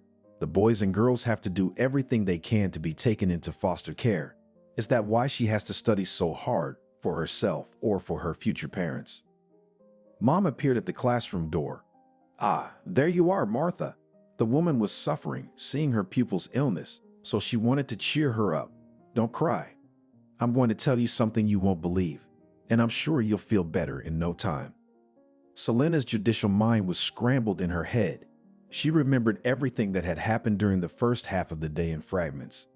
Here the judge read the case file and asked if it supported his allegations. Here came the defense lawyer and made a fiery speech about how his confidants wanted to do their bit to eradicate the institution of orphanhood. Here John's objections were heard. Then each of them was subjected to questions, the prosecutor being the most diligent. Tell me, he said to Selena, why did you choose this child? Why do you want custody of her? Your Honor, let me answer, said Angelica, and without waiting for permission, she spoke immediately. The question is somewhat sentimental, but still. My confidant had a sister. After her death, she tried for a long time to find traces of her niece Myrtle. And then by chance, while visiting another orphanage, he discovered Martha Lansky. That's an interesting coincidence. The judge was surprised. Was it about proving parentage? Your Honor, said the lawyer, the girl spent 6 long years in an orphanage. Any drastic measure can traumatize a child's psyche. That's why my confidants decided to take things one step at a time. First to establish friendship, and then to confirm kinship. If they develop a strong friendship. Besides, the child knows nothing beyond the orphanage. Leaving him quickly could be painful. Reasonable, the judge agreed. So let's ask the thrush question. Tell me, representative of the defendant, have you tried to find the child's relatives? As part of standard procedure, John replied, I have 100 male and female students, and that's without taking dynamics into account. And I don't have an extra specialist on staff to deal with correspondence and such nonsense. The judge nodded and made a note on her papers. After that, the woman in the row spent a long time reading characterizations, looking at photographs, reading certificates. Selena had the impression that the judge was looking at her with a maternal sadness. At least she would like to believe that. Will there be any additions? Asked the judge. That's right, said the Blackbird director. I know that Martha is only 8 years old and that by law, her opinion shouldn't be taken into account when resolving disputes of this kind. But I would still ask you to read the letter written by my pupil and attach it to the file. Ignoring the secretary, John himself approached the judge, and she even had to hit him with a gavel out of decency. Actually, the secretary works with us, he said, pointing to the girl in front of the computer. All the paperwork has to go through her, and the other participants in the process can familiarize themselves with the documents. Sorry, shrugged the principal. I'm just a teacher, not a lawyer. And in my work, I think first and foremost of the children's welfare, not all these legal hoops. The judge sighed, picked up the letter in the child's sparse handwriting and began to read it aloud. Some sentences seemed very mature to Selena. After a minute, she wanted to jump up and run out of the courtroom, but Anthony grabbed her arm. Tears streamed down her face. Among the children's texts, Selena had only memorized a few sentences. Myrtle, this is my second home. Here I am loved, accepted, and welcomed. John didn't approve of the guardians, and he's like a father to me. Please don't hand me over to them, comrade judge. A break, thundered the judge. A rest break. We'll continue after lunch. Martha couldn't believe her ears. After all, John had fooled her once again, and Selena had not only wanted to take her away, but had also decided to go on trial. What that was, the girl only knew in outline. It must be a place where evil directors are forced to hand over their children to their mothers and fathers if they really want them. But why? Marta asked the teacher's mother. Why did she do that? Don't ask, the woman waved her hand. What are we? Little people with no intelligence, and John is the boss. Look at the orphanage he built. I drove miles to work here. I still don't understand, Martha said. There's nothing to understand. The teacher waved her hand. I see you're doing math here, aren't you? That's nice. All I'd seen before on the children's tablets were endless videos, games, and silly quizzes. One boy in their group, who had been taken in a long time ago, was reading books and playing chess. But that was the exception to the rule. Looking at Martha, He realized that she didn't belong there either. She was very different from the other girls. Martha, do you remember anything about yourself? The teacher asked the girl to keep her occupied. About your mother and father? Where do you come from? Martha began to search her memory. Sometimes images came to mind: a big stuffed hare, a tall cradle, and the black car in which she had been taken. She didn't understand where it had all gone. John said that if you were feeling well, you should go and see him, said the teacher, her eyes downcast. I can't go, asked Martha. Can you tell I'm still ill? You know, my dear, that it's a sin to deceive adults. Besides, the principal will find out anyway. Go on. He won't do anything so bad to you. Go on, go on. So Martha thought about going to see him, but not to take part in his stupid lesson. No, she would try to find out everything.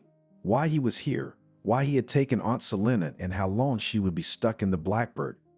After the break, Selena regained her composure and remembered well the events that had followed. Despite her downcast mood, Angelica explained, everything was fine. In some unknown way, she could read the judge's mood and deduce whether he was in agreement or not. I don't want to get his hopes up, she smiled, but the position of this blue sparrow is very weak. What do you mean? Asked Selena. He's concerned about child protection, explained the lawyer.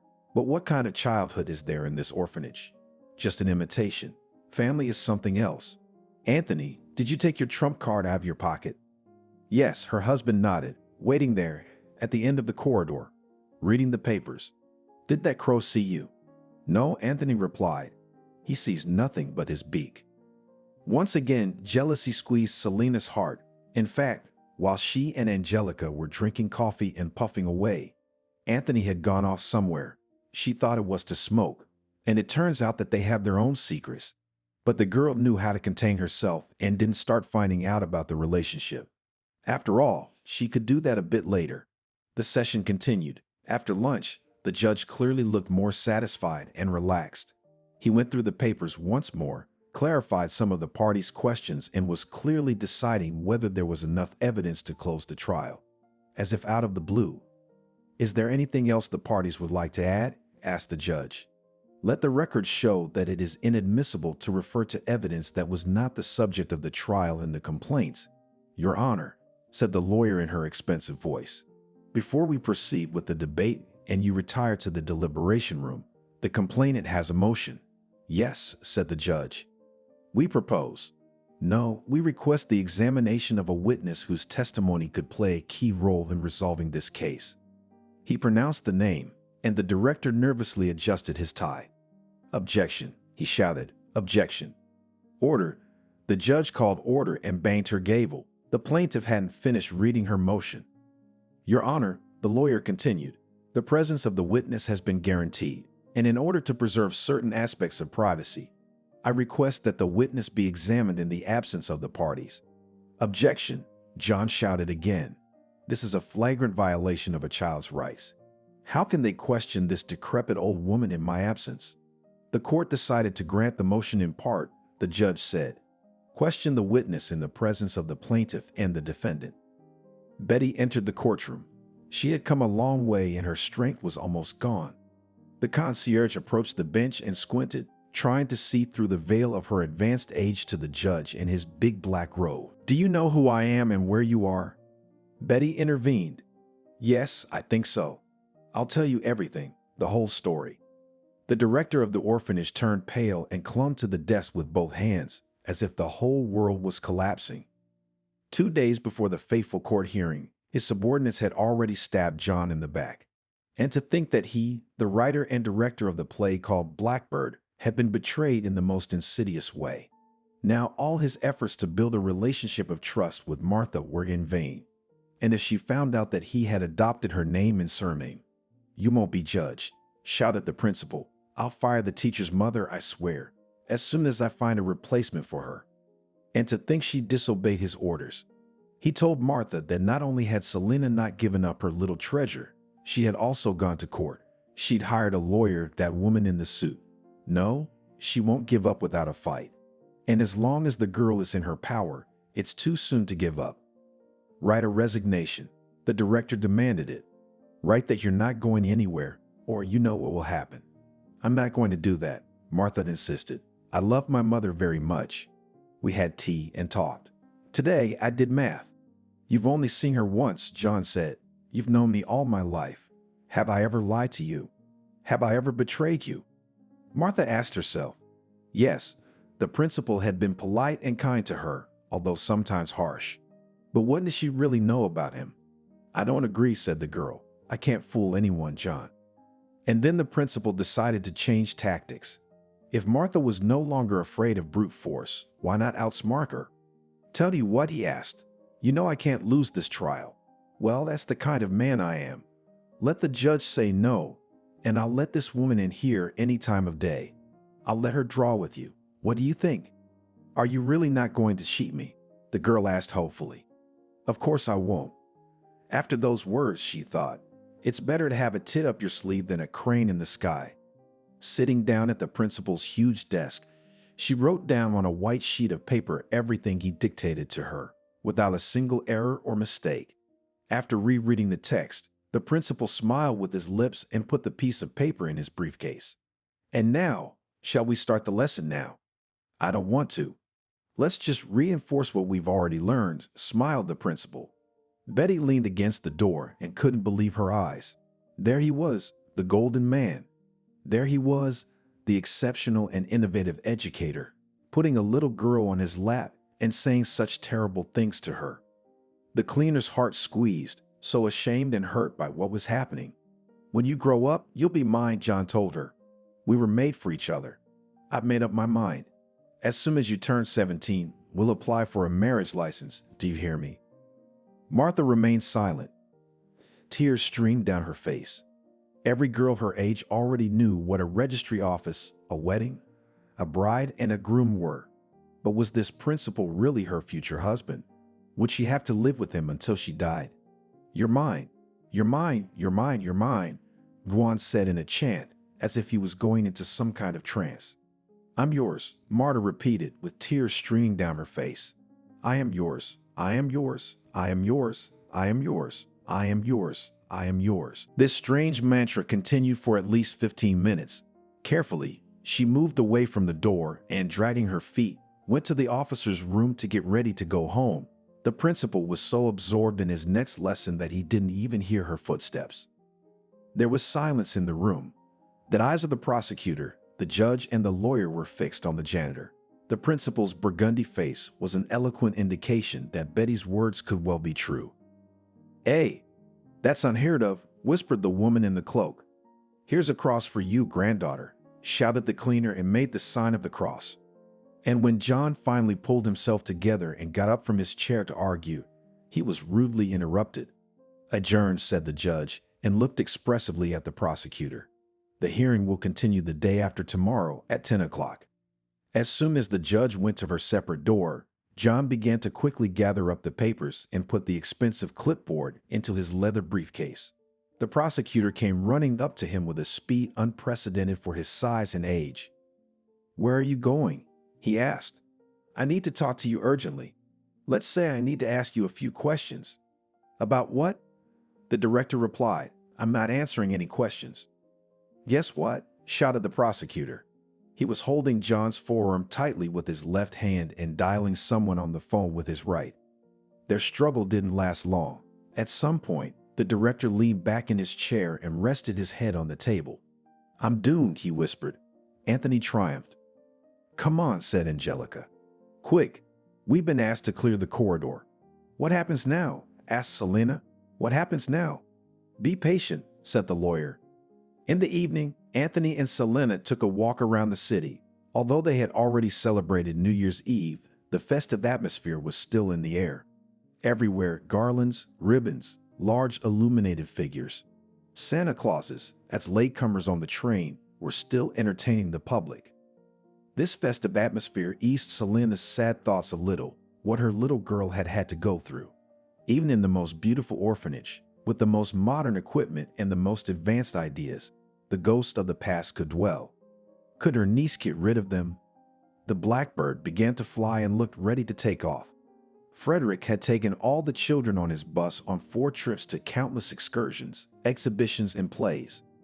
The corridors and offices were full of completely different people. It's impossible to know for sure what they were looking for. They themselves will never talk about their findings, unless some information leaks to the press. But do you believe that? 2 days later, Selena was again ready for the endless test, but this time, by a strange coincidence, the trial lasted a minimum of time. John's place was taken by a woman of indeterminate age. Her appearance was simple: an old coat, a long shawl, a discreet hairstyle. However, there was something about her that made her attractive. The table in front of her was empty. There was only an open newspaper. "Your Honor," said the kind woman. At the previous hearing, the former director of the orphanage had already spoken. After a careful analysis of the documents, we believe that her position was wrong. Certainly, the plaintiffs deserve the opportunity to become the guardians of our lovely child. "So you recognize the claim?" asked the judge. The woman nodded. "Only we ask that no court fees be charged. If this demand is made, it will be noted. We are a budget institution and therefore cannot afford expensive lawyers." "No lawsuits of this kind have been filed yet," said the judge. "They will be considered as they come in." When the judge read out his sentence in a high-pitched voice, Selena didn't understand. Lawyers should learn their own language, like doctors. But she realized from the lawyer's glowing face that they had achieved their goal. "And now," asked Selena, "when will I be able to take Marta home?" "Not so soon," smiled Angelica. "Now you'll have to visit her several times a week. Study with her, play with her, take part in her training. Once a month, you can go out on the town, to the theater or the circus, to a cafe, to the cinema. If you're satisfied with everything, you'll be able to solve the cohabitation problem in a year." "A whole year," exclaimed the girl. "No, don't think. I'm not complaining. It's just that everything is taking too long. Maybe I wasn't ready for that." Fortunately, she didn't make any mistakes in choosing a representative. Of course, the case was a little more scandalous than it seemed at first glance, but that's good. "What's going to happen to John?" asked Selena. "Is he going to jail?" "I don't know." Angelica shrugged. "That's not my problem. Look, Selena, you don't have to hate him. You need to feel sorry for him. The man really struggled to find a family, trying to build one the best way he knows how. But the truth is that you can't get your happiness from someone else's pain. Speaking of happiness, who can we talk to about finances? You or your husband?" That year, Santa Claus arrived a little late with his present. It was already February and the mountains of snow collected in December were almost melting when a beautiful aunt and her husband came to visit. The little girl was delighted. At first, she was afraid to talk to her new mother. Martha was shy and couldn't say 2 words, but Aunt Selena was persistent. She seemed to be interested in everything. Above all, she was interested in drawing, which she called painting. She would give them brushes and paints, and at the first opportunity, they would find a corner to themselves. Anthony was good too, although Martha found it hard to call him daddy. The girl drew him as a gentleman who protected his beautiful ladies. Life at the Blackbird had also changed. John disappeared as if he didn't exist. One day he was there, the next he was gone. A woman with the beautiful name of Leslie took his place. She smiled all the time when she looked at her children. She no longer demanded that they clean, cook, or do the laundry, but Martha didn't like this change. "You just have to wait a little longer, my child," Selena said. "We'll see your room soon. Are you happy?" Martha thought she wouldn't show anyone the photos of her new room, not even for 1,000 likes,